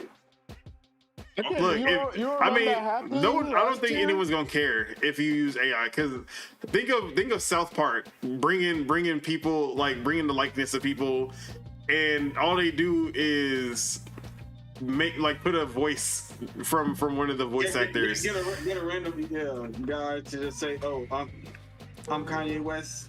But it really doesn't matter. If someone made because it don't even have to be Tupac. We've seen them do this with Eazy-E, Ryder from GTA San Andreas. Nobody had an issue with that. That was EVE. I mean, they used his likeness. Yes, they used his. Like That's what I'm EVE. saying. It don't have to actually be the person, but they can have a Tupac like character. I mean, why would they do that in Vice City? But you can have Like they gonna have a you can Kodak have Black. They gonna have a Thick Kodak Black, Doss yeah. Exactly. from Florida. Thick I don't Doss. care about Rick Ross. They gonna have Kodak Black. Yeah, That boy you can said have Rodak Rodak Yellow. They gonna have a Kodak Black. They gonna have Kodak Yellow. Nah, we're just gonna brush over Thick Ross. Thick Doss. Oh, What? Oh, okay, exactly. Y'all, it's hook. Thick Doss. Oh man. Gay back music. Yeah. Yeah, we're done. I do remember the artists doing it. That's why I asked the question. Like, would people give? Well, would people be more lenient with GTA if GTA was to do it because people are more, favorable for GTA at the moment than the artists? But people say as long as they get the clearance, they're okay with it. So okay. Yeah, I mean, I don't care about that. But you gotta remember, GTA still gets in trouble for using people's likeness. As much as they try not to, Bro, first off, when is the last time they actually got in trouble? I remember Lindsay Lohan trying to say that the girl on the cover was supposed to be her, and that shit looked nothing like her. Nah, they're doing that Miami Joker dude. That Miami Joker dude. Yeah, Miami Joker, obviously, that was a play on him for sure. I just hope that they have AI DJ Khaled because I don't want to hear DJ Khaled ass in this game. You got me at Khaled, bro. I'm good. AI, genuine, real one. I don't give a fuck. Keep that nigga far the fuck away from me. Supposedly he's supposed to have his own radio station. It makes sense. He ain't saying nothing for his people, and we don't care about that man. All right. Speaking of, let's move over to GTA since we were already talking about it. So, GTA 6 seems that VGC actually reported some new experiences that we'll get in GTA 6, and that is that Rockstar is reportedly planning Roblox/Fortnite style user generated content. You could be an Uber. Mm-hmm. So they go on to say, this is from VGC Andy Robinson. Rockstar has reportedly met with top Roblox Fortnite creators about the potential to build custom game experiences inside GTA 6. That's according to a new report from Digiday, which cites 3 industry insiders with knowledge of the meetings. It's claimed that Rockstar is planning to allow creators to modify GTA 6's game environment and assets to bring their own intellectual property into its sandbox. Creators in other user-generated game platforms such as Fortnite and Roblox can generate revenue by receiving a portion of their virtual item sales. Notably, in 2023, Rockstar acquired CFX.RE, the group behind some of GTA 5 and Red Dead Redemption 2's most popular modding tools. GTA 5 role-playing exploded in popularity in recent years. The mod, which sees players use the framework of GTA to create brand new game modes, is monetized by charging users subscription fees to participate. According to Digiday, Rockstar's recent conversations with content creators have remained relatively open-ended. Quote, it's unclear exactly how creators would benefit from bringing their IP and audiences into GTA 6 beyond the exposure that would come from having a presence inside one of the world's most popular gaming properties, it says. Wait, So, one yeah. more time? One more time, that last sentence right there. One more time? It's unclear exactly how creators would benefit from bringing their IP and audiences into GTA 6 beyond the exposure that would come from having a presence inside one of the world's most popular gaming properties. I literally thought the same thing after reading that. I was like, that is literally like that is literally the benefit right there. You said it yourself. I'm like, bro, hey man, these journalists nowadays, you can't. This is exactly why we do this show, because some of these journalists are. Well, that's like saying, what's the main benefit of brushing your teeth other than having white teeth. I'm like, bro, like other than preventing bacteria from destroying your gums and teeth, why would you need to brush your teeth? So yeah, user generated content, companies being able to bring their IP to GTA and create worlds very similar to Minecraft and Roblox, where they'll have actual, like, Sonic Team can come into Minecraft and make a Sonic game within Minecraft and then make profit off of that game. So they have things like that where you'll see like collaborations between, like, most likely you'll be seeing collaborations with other big companies. Most likely you'll see some Disney stuff. You'll see, I don't know, off the top of my head. Is Master Chief in Fortnite? Yes, he is. Crazy. So I'm not expecting. Well, actually, they're getting paid, so I don't know. Like, it could be Fortnite levels of just crazy properties being brought into the game. Emotes?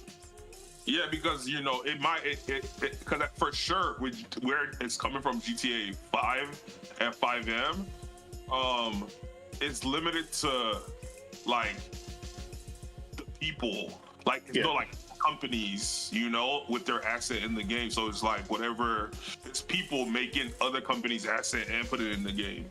So it'd be interesting to see if for sure if companies like just like how Fortnite, for sure. It will be interesting to see if that comes down. Minecraft does a really, like, they have a big audience of just having literal game devs make, like, they're, like, obviously Mojang is kind of helping with it, but for the most part, the dev team is literally going into the game and making their own game within Minecraft and then making it a collaboration. Okay, this will be interesting. Like, so if they get it to that level, where like if Disney had a GTA server. Yeah, like have a I mean, obviously it'd be like Star Wars and Marvel, not Lilo and Stitch. No, exactly. No, that'll be funny though. That's I like how, and y'all talk me for the praise I give Rockstar, but look how they're handling the whole situation. Just look how they're handling the whole situation. Wait, I thought you hated when companies copy other companies. I thought that was your MO, that if they copy someone else, it's automatically bad. But the games he played or was playing copied games. Remember, we got through that. Yeah, that's I wasn't saying it in that manner. And I'm saying, like, just look how, because 5M been out for a good minute now, and then it became mad popular during the pandemic. But how Rockstar handled it, just like we've talked about Activision, and I forgot who was the last people who talked about that we're out here sending out cease and desist. Rockstar ain't sent out no cease and desist. Rockstar went. Yeah, they bought them out. We still don't know how they handled it when the game come out. That's because they weren't actually infringing on something that they were trying to do. They're trying to get a visa, like they were trying to get a GTA 4 remaster or remake out. So obviously, if someone makes a free GTA 4 remaster, they gonna cease and desist that. No, see, okay, so here's the thing. I'm telling the 5M, I want 100% 5M bit into the pocket of Rockstar, because rather than you going to go buy shark cards and whatever, you're paying subscription to play somebody else's GTA server. Sure. So the way they handled it, I commend them. Like, I swear, they handled it. But that's the thing. That's how you want to see it. That's how you look at it. That's what they did. They literally just bought them out, Chuck. Okay. Not arguing. I mean, that's what they did. That's not what they did, but I'm not arguing. They let them rock, and then they sold how they can make money off it, so they bought them out and implemented the Grand Theft Auto 6. That's literally exactly what they said or doing. They bought 5M, but none of the business that 5M was running was affected by them buying 5M. And like Randy just read right now, Rockstar has been very open with conversation with the community. Like I said, if you're part of the community, if you played 5M, if you played RP, if you know how Rockstar's handling this, and everyone is coming to Rockstar. That's because they don't care about the sales, because they're waiting on the new game to come out. And well, it's not even just that they're waiting for the new game to come out. They seeing a money opportunity to sell. I was gonna say, I'm pretty sure, regardless to what they were doing in RP, I still feel like it brought, like 5M and RP still brought players to GTA Online and GTA in general, and they made money off of that regardless. Nope, this is where they made money. To use 5M, you have to own the base copy of GTA. Yeah, 5M obviously. had nothing to do with GTA Online. Well, that's what I'm saying. But you think they didn't, because you don't think people still played online if it was their first, like they got into it because of role playing, but you don't think they went to online at all? You don't think they played it at all? No. If you play, so 5M, they made zero money. Oh my God, here we go. Because you always do this. You can't you can't just say absolutes that they didn't make any money off of people going to online. I'm not saying they didn't make any money, but they made money regardless. Seen the opportunity with 5M, bro. 5M brought people who wouldn't have got the game on PC, most likely. Okay, so you played 5M, right? Yeah. How many times did you go play GTA Online? That's a small sample size. You can't say that nobody went to online. Like after or before? Talking to people that were in the community, in the Discords, we're trying to tell you, but okay, that's a small sample size, though. No, like I said, I'm telling you that there is a more chance that they made some money off of people going for RP. Okay. Wait, what do you mean off of people going to RP? Like who? Okay, I'm saying that there's them buying the game. Like if they never had the game on PC, that's the they bought the game. That's obviously a source of income, but also there's a chance that they didn't just play RP. There are some people who enjoy online and RP. You can't say that everyone who plays RP automatically will never touch online. You want to know what it is? People go online and see that it's ad went on RP. That's usually how it goes. Playing RP, why are you going online? Like, what are you playing online for? Nah, I ain't gonna lie. For the content that's created by Rockstar, the heists for all, like, there's heists, there's other shit that you can do. RP to know, like, you're not going back. Okay, y'all aren't going back. Y'all can't say that there's nobody going back. Y'all literally cannot say that. That means that, like, all the stuff that you be saying, we could just say is just you. You know? No, because I'm trying to explain to him that I played 5M. I played 5M, and then I also went to go play GTA Online on the PC. I ain't going back. What Randy's saying is, most people, when they buy a copy of Grand Theft Auto, somebody else is talking about blood. Shut. Exactly. All right, let's move on, because obviously y'all niggas they go online, regular vanilla online first, and whether they like it or not, it's not even it don't even have to be first. There are people who are gonna try it out. Yeah, of course. It's part of the game. You buy the game, you're gonna go online. That's just what it is. Most of the people that realize they already played online. Can I say something? Go ahead. Then we moving on. I'm the residential TikTok person, and there are people that I watch on TikTok that do play online after they played RP, because this is one dude. He plays online all the time. That's his main thing. He talks about, they dropped this. Yeah, he's gonna say that's a small sample size. But it's somebody.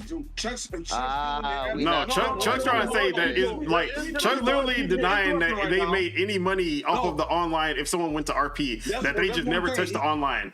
Everyone who went to RP never touched the online. I'm trying to speak, and everyone is literally speaking for someone else. For me.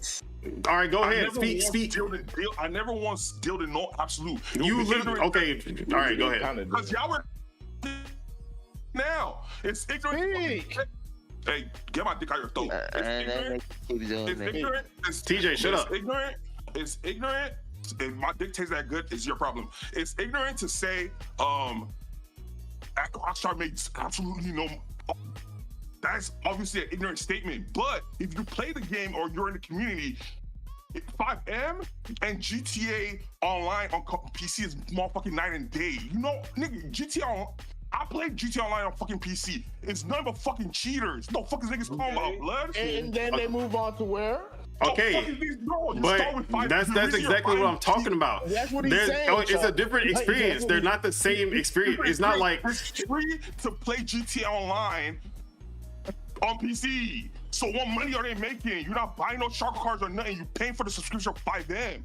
The fact that you spend money see, online, that's another absolute. They sell all sorts of online content. Y'all know more than people in the community. Yep. I play Grand Theft Auto. I got Grand Theft Auto. I can go online and still sell you stuff. He's talking about RP. I don't think you're listening. You're just yelling. Niggas just want. No, it's literally. Okay, the whole thing started because I said that they're making some money off of people going to RP regardless of the fact. So it's not like they're.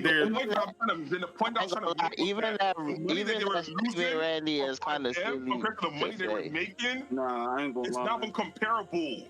Cause how are they making money? You gonna say you don't know? You gonna have.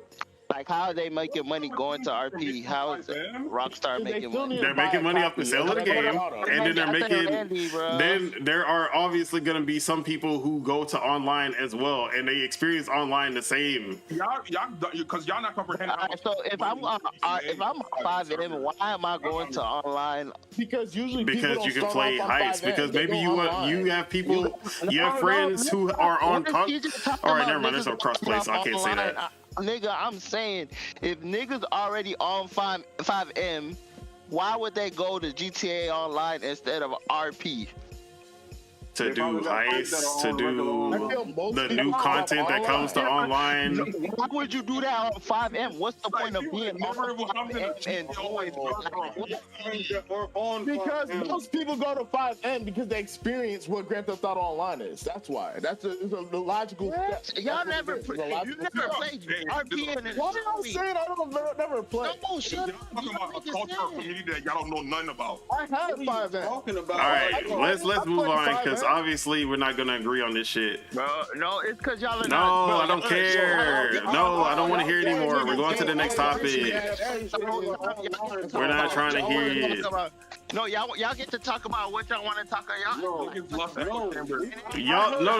We heard what y'all gotta say. Y'all heard what we gotta say. Why are we still talking? Why are we still talking then? You be the one trying to shut niggas like that. That's why didn't even make sense. All right, what people fly online to go to 5M? Bro, nobody's going on 5M. Nobody's playing 5M, opening 5M just to play regular GTA Online. No, nobody said that though.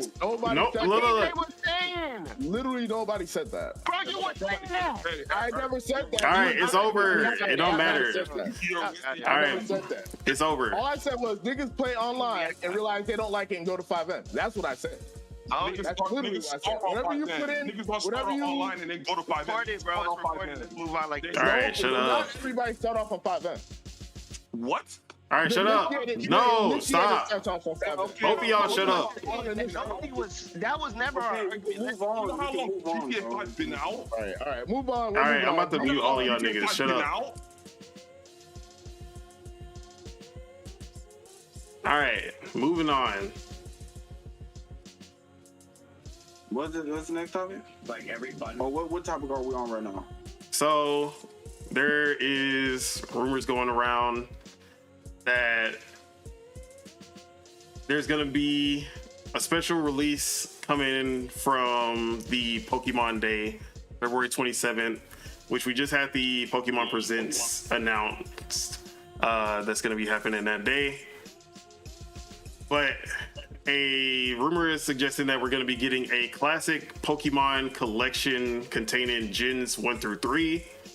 It'll be two different versions, Pokemon Memories, which has Red Gold, Ruby, and Fire Red. And then Pokemon Reminiscence, which is Blue, Silver, Sapphire, Leaf Green.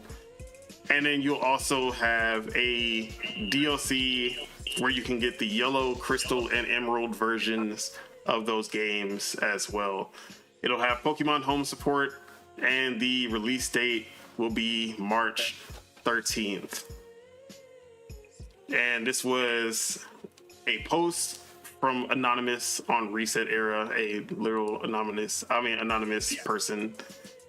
So this is definitely a take it with a grain of salt.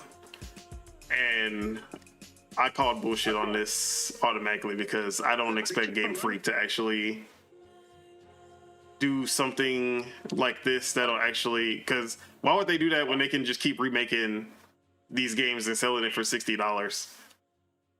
Also, the fact that they said that it was going to be free on the online service, yeah, that's bullshit. But a lot of people were like posting this. Even Tej was the one who ended up posting it in the chat. So Tej, what the fuck going on outside? Tej, you believe this? No, Tej, not here. Spitta, Yeah. Pokemon Port Collection Gens 1 through 3. Is this something that you would play? And then do you think is it happening? I don't know if it's happening. But I don't know which is the one that y'all said was the best out of the versions. Red, whatever. It was like gold or something that had like gold and silver. It plays. You were like one of the games played like the best. Yes. So I like the DS version, but the original is still good. That's the one where you complete the 8 badges and then you can go back and basically go through the first game, Red and Blue. Game. Yeah. So if it's true, I'm just gonna play that. I don't think I'm gonna play the other ones because I already I played them hosts too much. So, but yeah, I don't know if it's true because Game Freak is Game Freak. Yeah, I Game Finesse. I would probably play Gold and Silver and maybe go through Ruby or Emerald, really. But yeah, that was the one. And then which one is the one on Game Boy Advance you said I should play? Oh yeah, Ruby, Sapphire, Emerald. Ruby and Sapphire. Yeah, Emerald. that's probably Ruby and Sapphire. Emerald was like the third version. The better version of that. All right, so then and then Crystal is the better version of Gold and Silver. Okay, yeah. So Crystal, my bad. Yeah, it was Crystal. That's what it was. So I'll play Crystal and Emerald if it's true. Yeah, but I don't have hopes. I don't. I'm usually optimistic, but Game Freak, not happening. It would be hype. But that will definitely make the Pokemon Day worth it. But yeah, Ace, any interest? Pokemon Gens 1 through 3. Shout out to Pokemon, but I do want to say something about Pokemon, but not about Pokemon. That they on people's necks making games like Pokemon. Did y'all talk about that yet? Talking about Power World? No, it was another one. I seen another one on YouTube. Oh, they got a new one? I haven't seen it then. When I bring it, if it's true, I'll bring it back up in a little bit.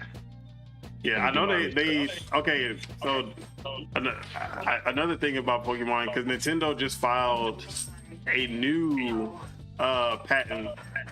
They filed another patent that's basically anti like Pokemon clones, so that they can kind of they filed a new patent for a game feature that has to do with Pokemon, so that they can sue Power World even more for taking something that has already been implemented.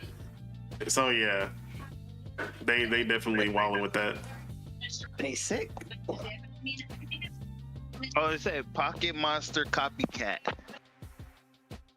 Put it in the chat. I thought you said that shit was cat. I was really talking. I was about to ask you. So, Who, me? yeah, the collection. Oh, So it looks one, good. Hey, if it is true, would you play it? And then two, do you believe that it's real? I don't believe it's real. It's good to look at. It's fun to look at. I'm not gonna bet my bottom dollar on it happening. But if it does happen, hey, look, I'll definitely be there. You know, I'm definitely catch some pocket monsters. You know. Honestly, they need something for the old heads. This is for the old heads, man. All you young motherfuckers, if you was born in 2010, I don't want you touching this game. That's all I'm saying. Okay, so Pokemon Company announced on February 19th is reaching a mediated settlement with Guangzhou Maichi Network Technology and Corgo's Fengqi Network Technology, the Chinese developers of a mobile game that blatantly infringed intellectual property rights by using character and creature designs from the Pokemon franchise. It was called Pocket Monster Remake. It was released in 2015. 2015, really? It took y'all this long?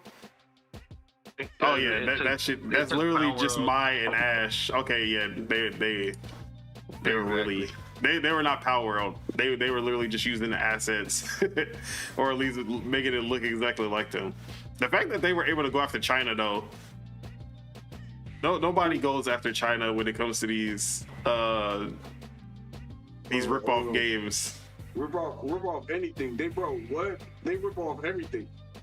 That's the power of the Nintendo ninjas, bro. Get millions out of here. That means millions in China is playing. Ain't So, no yeah. China's big. But yeah, They rip off Disney the most. I ain't gonna lie. yeah. TG was saying it's for the old heads. You think this is? I mean, honestly, if they sell this collection, that's a 10+ million automatically. No, it's doing gangbusters, bro. That shit doing numbers, boy.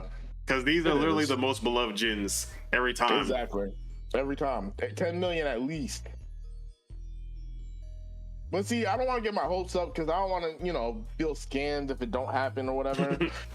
but it's like if it does happen, look, I'll be there for it. I can't trust anonymous source on Reset Era. Like that's just in my. I can't do that to myself. Yeah. I get optimistic about a lot of shit. Whenever that live stream happens, bruh, the comments is just gonna be. You gonna see the comment section until it's over. If they don't show it, oh, it's done. L Game Freak, L Nintendo once again. Them Pokemon motherfuckers are about to be Why say mad. Them Pokemon people are gonna be in them comments just troll, bruh, just spamming. Give us what we didn't ask for. Spamming, bruh. So yeah, whoever posted that know what they's doing, bruh. They know what they doing. Bruh, they trying to start a fight. They want chaos, bruh. They trying to start chaos. With the most beloved gens too, hey, bro. I hope something terrible happens to their mother. See, if it was one game, maybe one generation, maybe I believe it. 2 generations, we'll see. 3, yeah, y'all crazy. That's money on the table.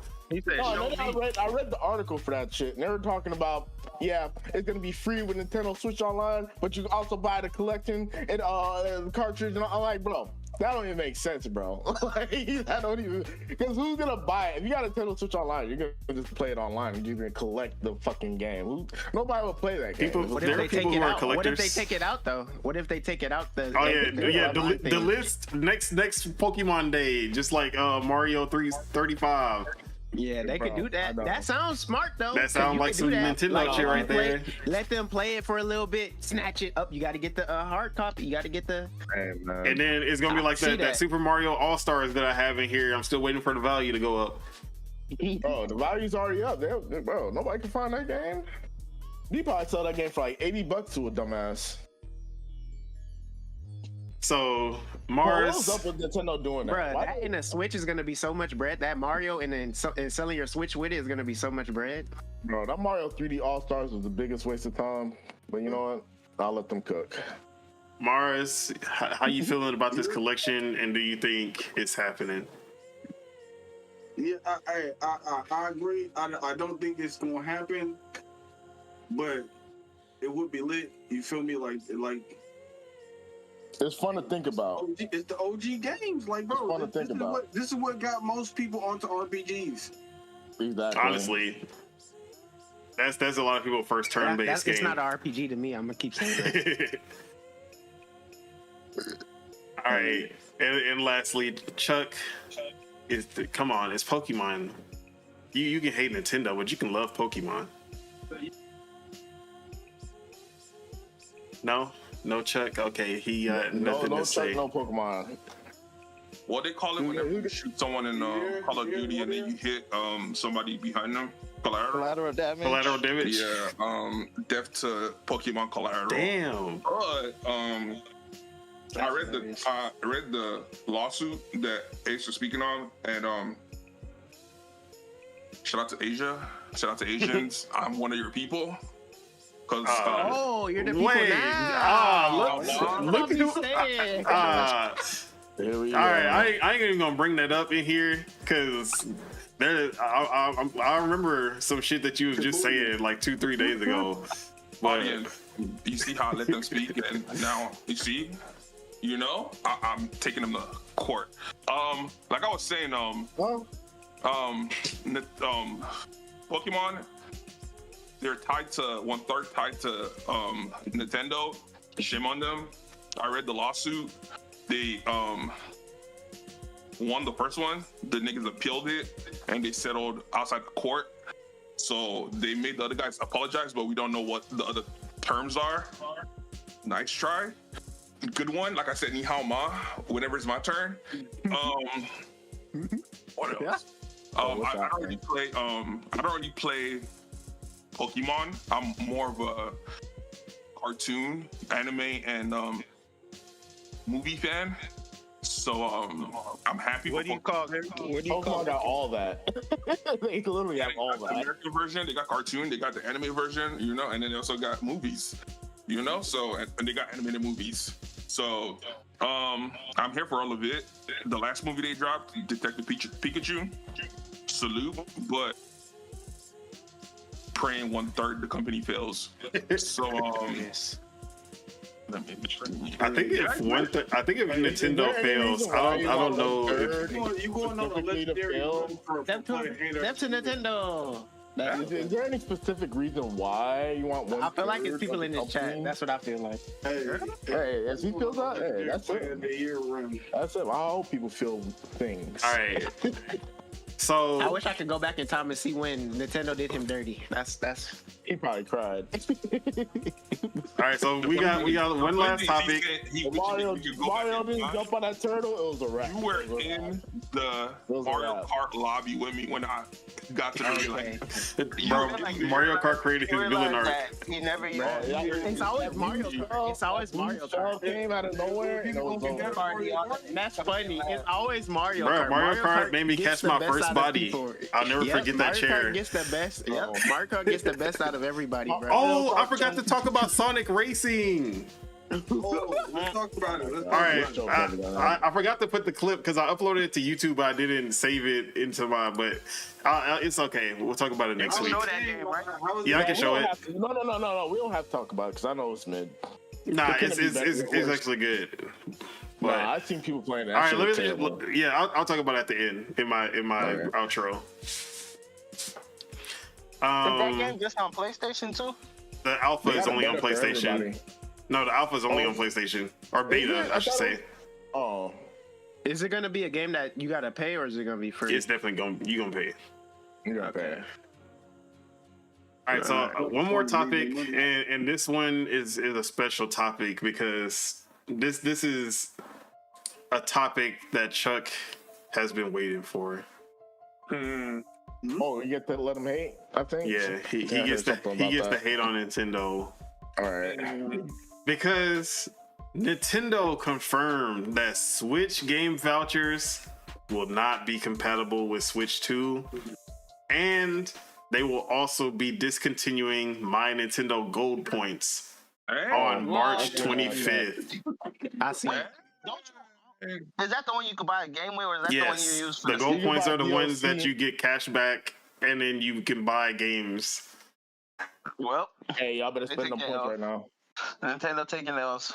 So Nintendo's about to turn into the game vouchers, which is basically you buy 2 vouchers for $1 each, and then you can buy games that are $60, $70 for $50 instead. So both of these very pro consumer because you get cash. But now Nintendo is just going ahead and why is my camera just off? Oops, did not want to do that. All right, but yeah, these pro-consumer moves that they started with the early on the Switch, now they're just saying nope. Switch 2, not happening. Chuck, go in. Why did they do this to us? What? I like what he did there. Bro, the evil laugh to start it off. No. I like what you did there. I like what you did there. I did something. Exactly, bro.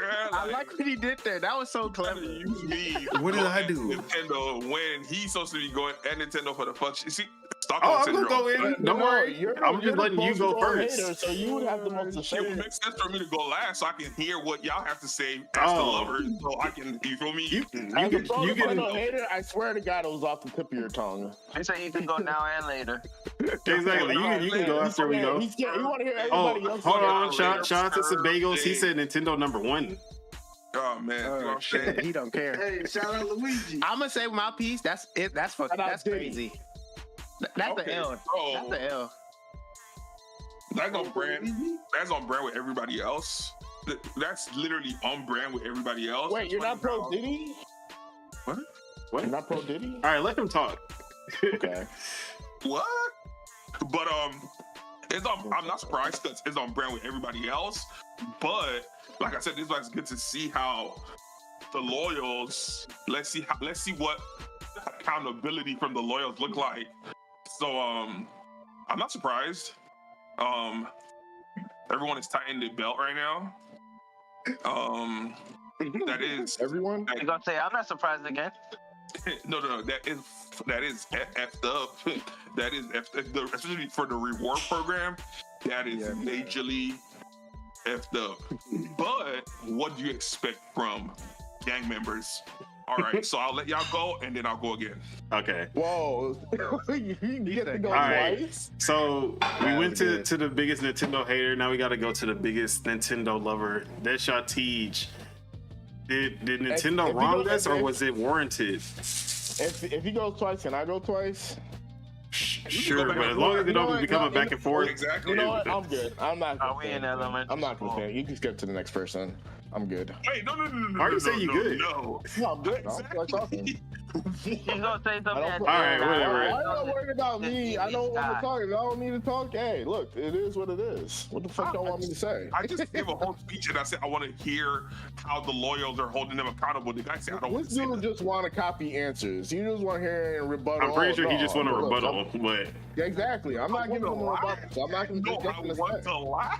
There's nothing to say. He's waiting on our answers to change his answers. That's good. All right, I'm so good. guys, this Isn't is his a answer supposed to foreshadowing. counter though? Bruh, this is foreshadowing. Whenever Nintendo starts to crumble, right here is a foreshadowing of it. I don't got nothing to say. Okay, I'm gonna look at my fingers. so you ain't got nothing to say? Nope. Got nothing to All say. right, What do you want- Morris. What's there to say? What is there to say? Like, goddamn. Nintendo doing bad. He don't got nothing to say. That's funny. Mars, what you gotta PlayStation say? and Xbox took away plenty, Nintendo- but I'm not gonna compare them to Nintendo so. took away the gold points, the cashback, and they're taking away the vouchers. All I gotta say about this capitalistic system that we gotta mess with. Hey, shout out Luigi. Hey, you know what your job is. Shout out Diddy. But Whoa. for real, yeah, these niggas done fucked up. You don't touch our money, man. Like, you feel me? Hey, we need our money. You feel you fucking with our money? You fucking up. You feel me? It was a good run. It's gonna throw a lot of people onto PlayStation or Xbox. You feel me? Hey. Nah, because I don't think people bought Nintendo. I mean, for yeah, gold but points Xbox and PlayStation are doing. They weren't doing this to begin at with. Like all. Xbox has Exactly. Microsoft Rewards. That's probably like the best system out of everyone. But the vouchers was something only Nintendo was doing. Hey, whoever got some money left in the vouchers and they ain't got no good games to buy and all of their money finna be going or whatever the case may be, hey, them niggas gonna be pissed off. They're not gonna want to fuck with Nintendo no more. Yeah, but vouchers will still work on any Nintendo Switch 1 games, even the ones upcoming that we probably don't know about yet. I'm about to spend these gold It's points. just Right. Switch But 2. shout out to the gold points. I'll say this. Shout out to the gold points. I bought so much DLC for free that I did not need. The gold points Bro. is really where it was at, like, for sure. Bro, the gold points is tragic. I'll say that. Yeah, the gold point, yeah, same. I got so much free DLC off of gold points Nintendo. is Shout out to crazy. Nintendo for giving out free DLC. I'll say that for sure. It's the truth. No, for sure. How much free DLC did PlayStation or Steam or Xbox give out? Madness. Okay, Niggas all cried right. for 7 You know- devs, the millions of motherfuckers. Right. This guy is about to say nothing. But shout out to Nintendo. It was fun while it lasted. No. But yeah, like I said, This is what I'm saying, what's man. What? That they gave me free DLC for free? Nah, one person fired 7 people. Nintendo just fucked over millions of motherfuckers. Bro, you Fuck didn't 7 even people. care. You don't even care. Why you care now? You don't even like Nintendo, so why would you even care? No, like Nintendo, and he came before corporations. So, but the thing is, what I gotta say is, yeah, Superman, I'm not Superman or Spider-Man. Let me finish. Like, they the fuck with the people money. You don't do that. Like, that's a big no. You feel me? But like, hey, if you're a big boy, you're a grown man. You know how business is. Hey, people get fucked over every day. You feel me? It's gonna happen.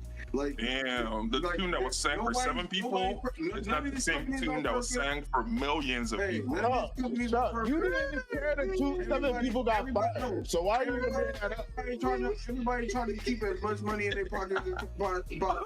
All the I'm not S shit. This nigga heard 7 people got fired. Oh, that was China. What would you expect? That's China. You don't even got an argument for that. Like, what are you even saying? All right, so let Deshaun finish. We gonna get to y'all.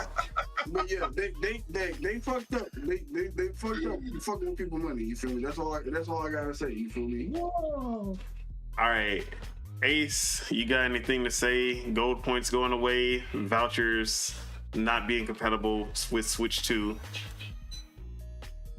I feel like that's trash, but they probably feel like, especially with the 2 for 100, they was like people was abusing it. I know I did. I got like 1,700. I got 1,700 gold points. I'm about to spend them shits right now. The points, if my Oh, Switch but was if you turning have, on, I would like, you spend won't them all. earn more points, but you can use those points after March I'm about to use 21st. them shits now, bro. I'm about to But, find some like, DLC. Forget them. I hope somebody bootlegs their codes and all that, because that's lame. Wow. They already didn't have achievements. Like, that was something that almost was like, they were just rewarded you. Now they want to take it away. They crazy. Hey, Monkey D. Luke. At least just make it for like indie games or something only. Like, Nintendo said, we not running a charity over here. Get your shit together. All right, they're right. They're not. Yeah, right. We're giving them the money. Exactly. Dude, I could buy. No, wait, what can I buy? I got $17. Like I said, for shadowing. I could get fucking DLC. But Hilarious. I might get a couple indie games. Or I get Poppy All right, Playtime too. Spitta, how you already chimed in, but how you feeling about this? That shit crazy. It's an L. I say it's an L. If they do something, it would be crazy if they do something for the Switch too. What? But for now, it's an L. Because I know people really be getting good value off them points.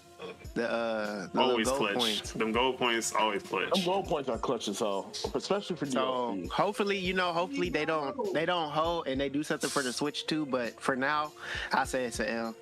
Wow. So for the company, the CEO's taking pay cuts, and the paid workers, So Randy, why would they do this? All right. So why would they do this?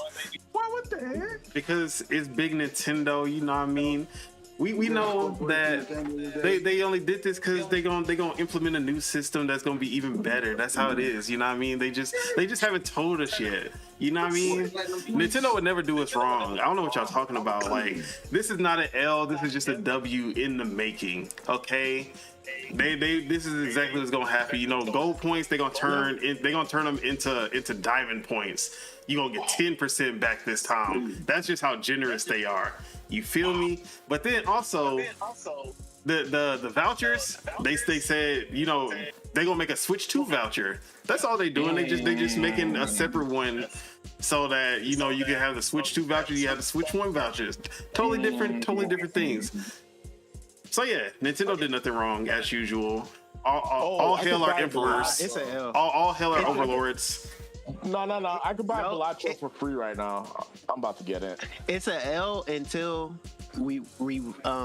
until pretty much the Switch 2 come out, and if they don't do nothing, then it's a loss. But seriously though, obviously this is actually the stuff that I was seeing online that I was just recited from Nintendo fans, and I was laughing my ass off. We're hearing some similar In the chat. Now, okay, as far as similar, dude. Okay, as far as the vouchers, the reason that they won't be compatible with Switch 2 is because I'm pretty sure $70 is gonna be the new price of most games on Switch 2. They're moving to $70, so they're not gonna be doing $50 for $60 games. It's gonna be $50 for $70 games. So I do believe that they're gonna announce vouchers again. It'll just be 60, like it'll be 120 for two $70 games instead. Okay. Buy Pico Part 2 right now. Wishful thinking, you know, copium, you know. Okay. I know, But that's just. But the gold points, I'm pretty sure they're just taking it away because that's just them. They've made that. Look, they started doing all this pro consumer stuff because they were coming off the Wii U. They were trying to make sure that the Switch was successful, and they were like, yeah, we look at what we got, y'all. We got these gold points. You know, you get your cash back 5% every purchase, and you can use it to buy more games. Bet. Oh, the vouchers. You know, we trying to make sure that y'all like have incentive to buy more of our games, and that's why we make these vouchers. You gon' and then look. They started getting all the sales, the console selling, their games selling, and now they're like, bet. Hey, nah, I ain't gonna lie. Shout outs to Don Solo for telling me about this because I just bought Baba's You for free. Oh yeah, shout out to Baba's You. The copium is crazy. Why? I got a free game? My man's just literally orated a fictional novel on behalf of Nintendo as wishful thinking and things that Nintendo stripped out their mouth, told y'all what they doing. Niggas is just in denial. Wait, what am I in denial about? I'm literally telling you that the gold points is exactly like they are pulling the plug because they're in a good spot. They don't need to be pro consumer right now because they're in a good spot. They don't need to be pro consumer. Bruh, this is literally they can make their money. When they were low down, when they were on the low. Lobbying for Nintendo right now. Who's lobbying for this? I'm literally telling you that they're becoming. See, you're not even listening to what I'm saying. Obviously, let them finish. Let me finish and then say what you gotta say. They were on the down low because of the Wii U, so they started doing all of this good stuff for the players. But now they're at the top, and when Nintendo's at the top, you know what they do? They get greedy. They get greedy, and they literally they don't do nonsense. I'm not going to sit by somebody. Hell, I don't. You let you talk. Let this nigga talk. Damn. You let me talk. So, anyways, I said talk when I was telling you to talk, dumbass. Damn, are you retarded? You let me talk. All right, calm down. So, anyways. Now that they were at the top, they're like, oh, pro consumer, we don't need to do that anymore. We already at the top. Let's run them pockets, and that's why the gold points is going away. So they're not got Baba's You. It's all good. They're not replacing it with platinum points. No, I literally just said that was a joke. Why are you still bringing that up? Okay, niggas. Niggas gave me 3 different versions of legal jumbo lobbying for fucking Nintendo and told me like, oh, that was a joke. Oh, What legal mumbo jumbo? All we said is shout out. I said shout out to Nintendo. See, you cut me off. See, if you would have actually listened to everything I said, you would have known that was what I was trying to say. But you kept on trying to interrupt. I ain't gonna lie, he been in reiterations of like every for Nintendo. You talk first. You're supposed to let everybody talk, then you talk. And then not a single person said that this was a good thing. But he keeps saying that we all said it was a good thing. He said we're all riding. The same delusion of people. The last people that keep telling me to wait for somebody else to talk is the same delusion y'all trying to tell me the conversation I just had about Nintendo right now. Whatever I'm good at night, I know what I'm talking about. Right. Anyway, look, I just got Baba's U for free. Shout out to Nintendo. I ain't spent no money for a free game. Hey, spend your gold points now. Don't let them shits expire. Spend them shits now. No. Let it expire. Let it go to waste. Like a bunch of people gonna do anyways. Why? Why would we waste things if we're smart consumers? Oh no, we're smart consumers. Why rip up our coupons because Nintendo said they're about to disappear in a month? Why? That sounds stupid, Chuck. That don't make no type of logical sense. Maybe you should think. I mean, they only said that you're not gonna accumulate more points, but your points will stay after. Well, look, I got a game. I'm happy. Free game, free DLC. Look, it was a good time. It was a good ride. The ride's over. We're on to greener pastures. We're going to Disney World Plus instead of regular Disney World. Disney World Plus. We on to greener pastures. We are. We are. Okay. We are. Viewers, man. Look, it's all subjective. If you want to be miserable, be miserable. I'm not going to stop you. All right, Chuck. Anything else you want to say now that everyone's spoken? You know the episode of South Park where Cartman was licking the tears? I related. I like y'all don't understand. Like this just made my day. I related to the maximum. This is I feel like this is the initial. Oh God, I feel like this is the first step of what's to come. This is the first step of what's to come. Nintendo needs to put y'all on the payroll. That was masterful lobbying, I heard today. I'll take that. I know you would. But my shopping spree is a problem. So like that was it. This was good news. Let's say that. How's it good news? Say what I said. Bad news for Nintendo is good news for him. That's why. I said what? No, bad news for Nintendo consumers. Because this ain't bad news for Nintendo. Nintendo don't Nintendo made enough money. No, this is good news. For Nintendo, this is great news. You don't got to give out free games no more. But look, I spent my money. I got my games. I'm good. I got a free game. Let me read these comments from some bagels. He said, Nintendo will be the last to crumble, obviously. He said, NetEase is going to do more Thanos snaps, though. That's the difference. And then he also says, back in the early to mid PS4 days, Sony used to give out PSN money for earning plats, and they took that away. So did somebody get fired for this? And Nintendo? the one person who was handed out the gold points. They had one guy who would put the gold points in your account. Yeah, it's over for him. Wait, what? I was just playing. But yeah, this is like there's literally no way to spin this as anything good. So Michael said who snapped their finger? Thanos snapped their finger? Who he said was going to Thanos snap their finger again? NetEase. NetEase. And there's a chance that Thanos snapped their fingers to 7 Americans and the 1 Japanese person? No, it's going to be 20 different studios. That did that, Chuck. So in March of 2024, didn't Nintendo of America Thanos snap 100 contractors? Okay. Contractors, they're on contract. They're on contract, Chuck. See, the perfect legal guys. So I'm saying lobby for them. Yes, why? Because we understand how because they're temporary contractors. Because we know why they used the word contractors. It's not that they didn't terminate their contracts. They didn't renew their contracts. Yeah, they're free agents now. Exactly. Like you can't get mad at them for not renewing temporary contracts. Hey, viewers, just listen to the importance of the English language. Worker fired, contractor didn't extend contract. All right. It's literally the exact Contractors know that they're temporary, Contract. but people who are employees expect to be forever. employees for Employees a while. Forever, right? It's not the same thing. Okay, like I said, they're gonna play these legal mumbo jumbo Well, with y'all. they both employees. One is salary, one is contract. This Yeah. nigga saying legal mumbo jumbo. He don't understand what But the when, contract you is. know when your What the hell's contract. happening? Okay, look, there's a difference. You know when your contract is up.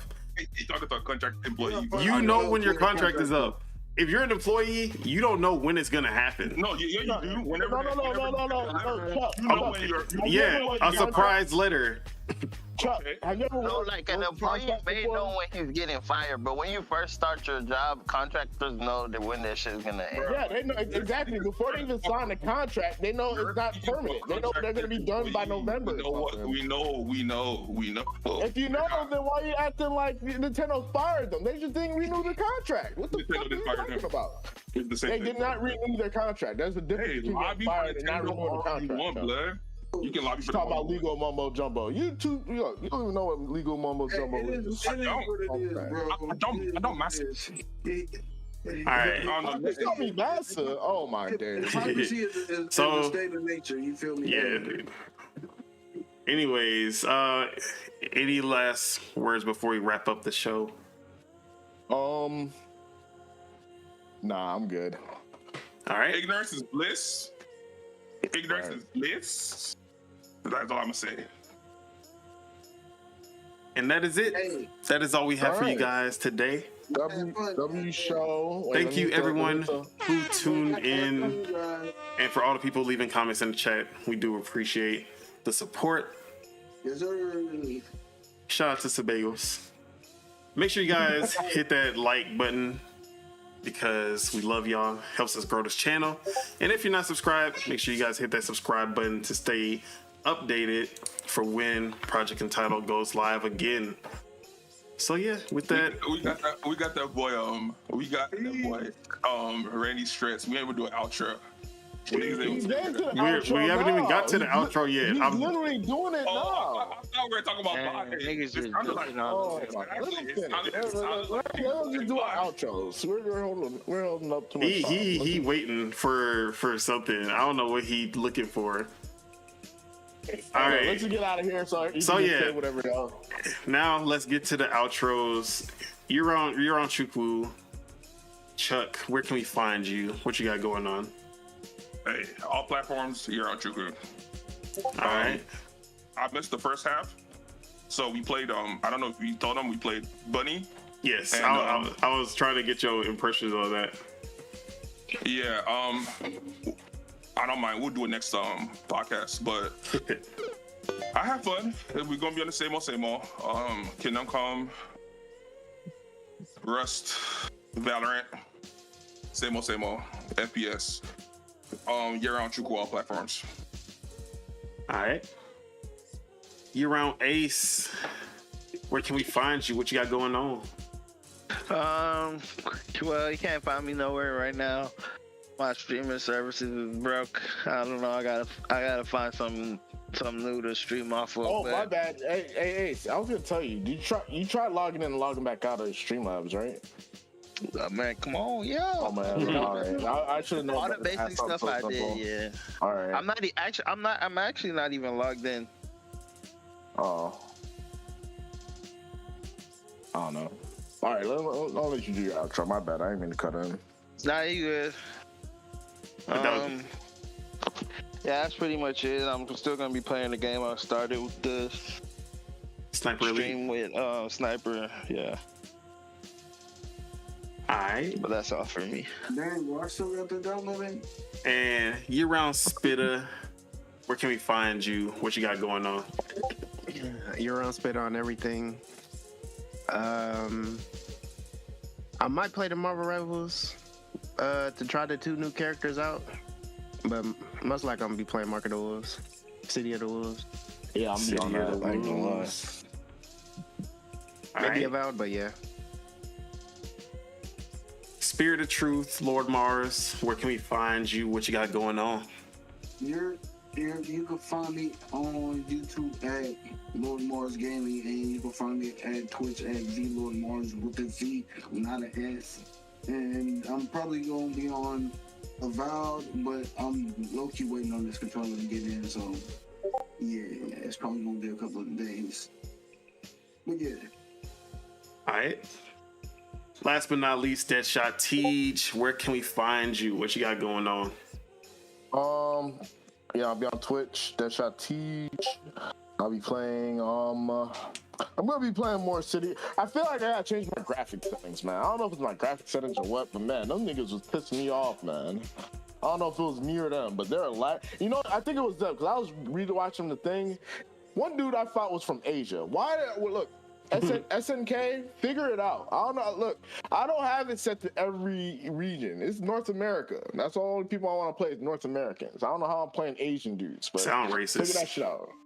Look, shout out to Asia. I love Asian foods. Shout out to fried rice and everything. But look, he said he got one Asian friend. That's crazy. Man, good enough.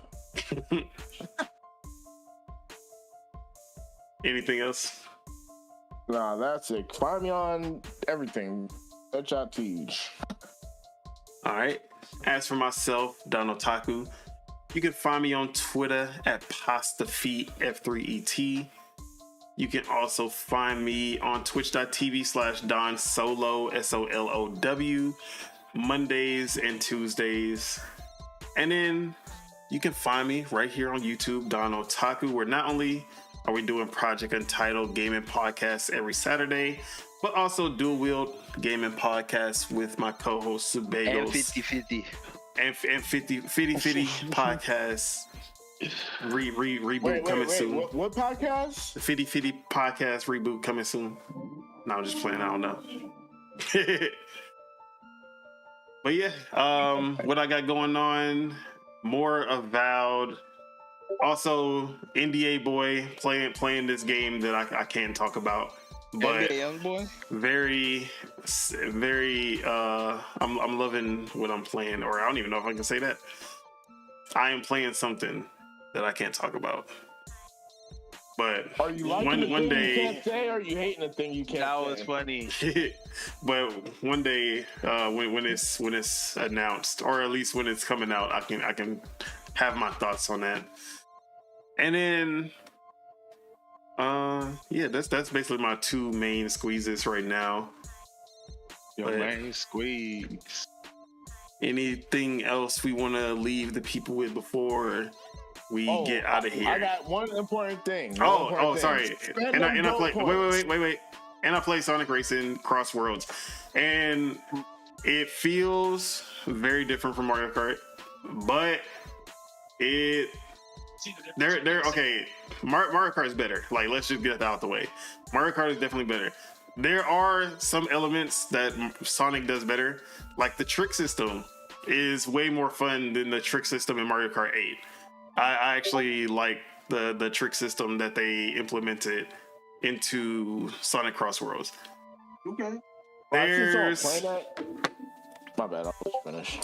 Yeah, so the things that kind of throw it off for me, so it brings back the transform. You can transform into a plane, you can transform into a boat like mid-race, but boat racing is cool. It's fun.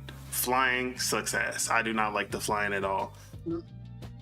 It feels way heavier than Mario Kart, and drifting and trying to hit turns with precision doesn't really feel good. Like, I feel like it's because you don't have the hop, because sometimes you can use the hop to make like quick movements to try to like just like a minute movement to get out of the way of something, but there's no hop when you go into the drift, so it's kind of like you just start drifting, and it takes a while to get used to if you're used to Mario Kart, but it feels like it's not as tight as Mario Kart drifting.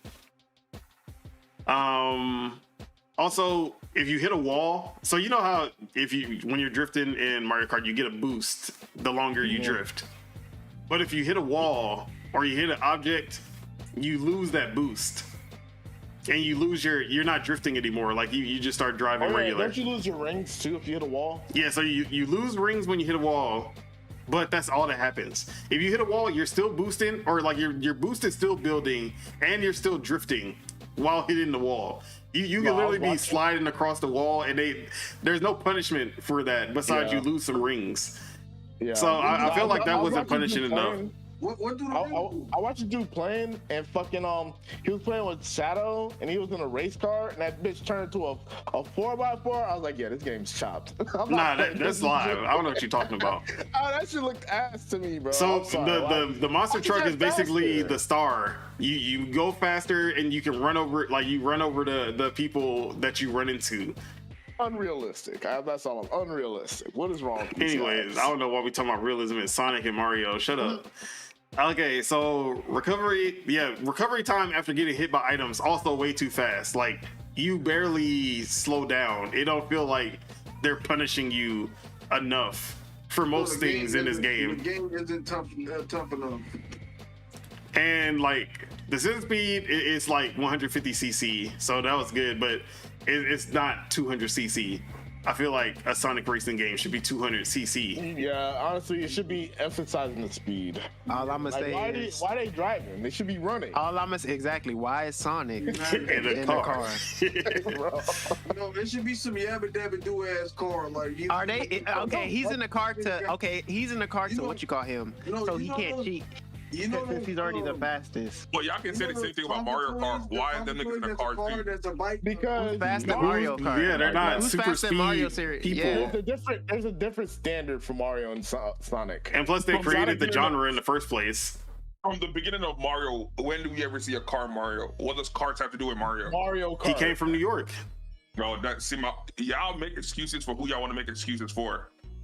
Oh my god. Oh, I'm only saying that off of Sonic being fast. He's faster than a car. That's what I'm saying. He's faster than a car, so I don't. Well, okay, it would make Sonic has to be in a car. What you call him? You know, they put him in a car to handicap him because obviously he would to beat handicap everybody. him, yeah, that would make sense.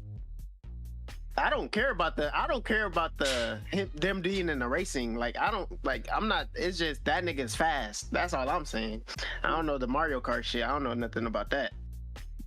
All right, so remember, guys, I said ignorance is bliss. Ignorance is bliss. And you blissful. So another thing. One person called me miserable, and another person called me blissful. I'm happy. Hey, are we still hot? Exactly. I thought we were talking about Sonic. Yeah, we are. Two things can be true. I was waiting for y'all to be done. I was gonna talk about Dredge whenever y'all done.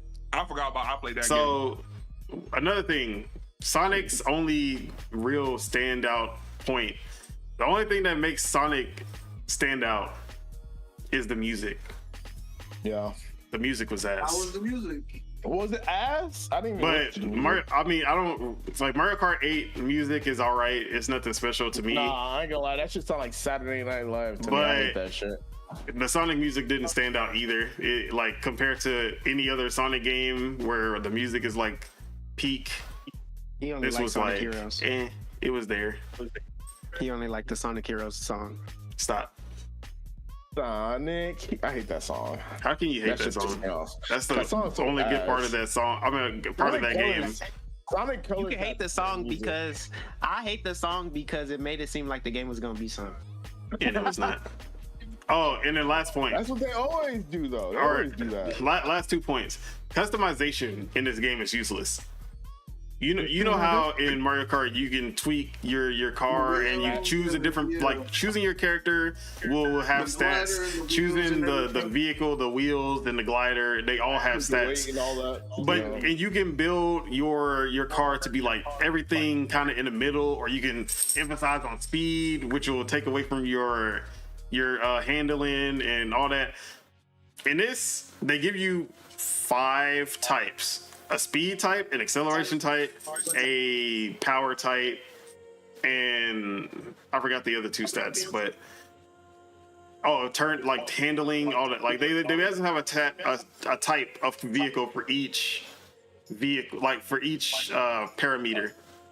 But you would think, but they have customization options. They have wheels and other things that give you stat boosts. So you would think like, okay, you have a speed type, but you can get items that will let you like move your power or your boost up enough that it's gonna be like you can do like 50-50 for both of those. But no, if you're a speed type, you're literally stuck at speed type. You can't kind of do it all around. You can't like try to take out some of the speed and add like 50-50 with the acceleration. It's literally like the stat points are like 1 to 2 points max, and it doesn't really make a difference as far as the customization options. You want a hot take? I think that's a good thing. Why is that a good thing? Because compared to Mario Kart 8, where there's metas and certain builds are just gonna be like more optimal than other builds, and everybody's gonna play Yoshi with the roller wheels and the little scooter buggy thing. Like, hey, at least you get to play whoever the fuck you want to play. Yeah, but at the same time, by build. At the same time, there's still gonna be builds for the vehicles. You're just gonna have a vehicle that's gonna be the optimal choice. I mean, there's always going to be a meta, so either way, like, I don't know. I just hate how you play Mario Kart. There's always going to be a bunch of Yoshis or a bunch of Splatoon kids because they got the highest stats in the game for God knows what fucking reason and shit. But I ain't gonna lie, if Mario Kart was more like F-Zero, this would be totally different because like you wouldn't be able to make that same type of meta because if you fall off, you're gone. You're off the race. Hey, that was a brutal game, bro. This game is brutal. And then last thing I'll say is that this game, like, I'm surprised that it's not on Switch because it doesn't look that much better than a Switch game. Mario Kart 8 looked better, huh? No, Mario Kart 8 doesn't look better, but Mario Kart 10 does. Whoa, I see what you did there. So, I mean, I'm pretty sure this game's gonna be on Switch too. They're gonna make that announcement. But yeah, it did not really look that good for it being running on PS5. Like literally, you could like the helmet had blocky textures like Mario Kart 8. Like you could see the angles on the helmets. I'm like, bruh, y'all ain't even try. But what do you expect from Sonic? They never try. Wow. So when you were playing the game and you were playing the game because you love Sonic, that was a lie? What? Who said he played I said that. Sonic? Yeah, who said that? Who said that? That's crazy. Okay. I never heard those words. That's crazy. You put them words in your mouth because I swear I didn't hear Exactly. those words. That never came out of my mouth. Not I ain't once. gonna lie.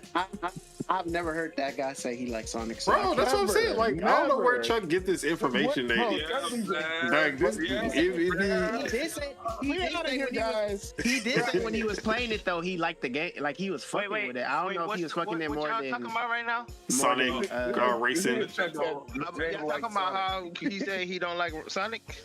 Yeah, I don't like Sonic. Okay. This is like known fact, Chuck. How do you not know that? Yeah. we know the Sonic haters in You this will chat. not shut up about his hatred This for nigga, Sonic. at the same time, this nigga act like he's Sonic's biggest fan. You hate Nintendo. Okay. Exactly. Y'all hate Yeah, shit, don't even compare. Chuck, I don't know what you heard last night, but Hey, All I know is he did say he likes the game. this is And then So, Chuck you can't these deny niggas that. woke me up. I heard them yelling about Drake and Kendrick. this is the We'll perfect talk about that later. This is a perfect test for the viewers. Who pays attention? Who doesn't pay attention? Shout out to those who pay attention. Y'all about to get gaslit. Wow. This is a gaslighting tactic I'm hearing. I'm not. Look, this stream's over. Let's get out of It's here. lit for sure. Let's get out of here. The gas is lit for sure. Yeah, I know. I know it. all right. But that's all I had to say. Chuck, you said you want to talk about Dredge. No, I don't really want to talk about Dread. I just want to say, I played it. I got addicted Talk about to the it. rabbit game. He did. He did. We did, but we're gonna play it for sure more, and then we're gonna talk about it more next episode. You But talk about the fishing game too? yeah, that's what we're talking about right now. Exactly. See, so I got addicted to it. It was like a good throwback from, if you know, well, this will be part of the podcast, but it's called. Dave the Diver? No, it's called RuneScape fishing. Hey, I Capella? told him you talking put about that Capella? cage and get a lobster. Nah, Big cat. baby bass fishing. I just seen it That's right fishing. now. Nah, it's called cat gone fishing. Capcom? Cat goes fishing. It's a Cat game of goes. Cat. cat goes Like fishing. stray. goes? Like stray cat. Goes fishing? Cat goes fishing. The cat, goes like fishing. a cat Oh, goes like- fishing. Big the cat.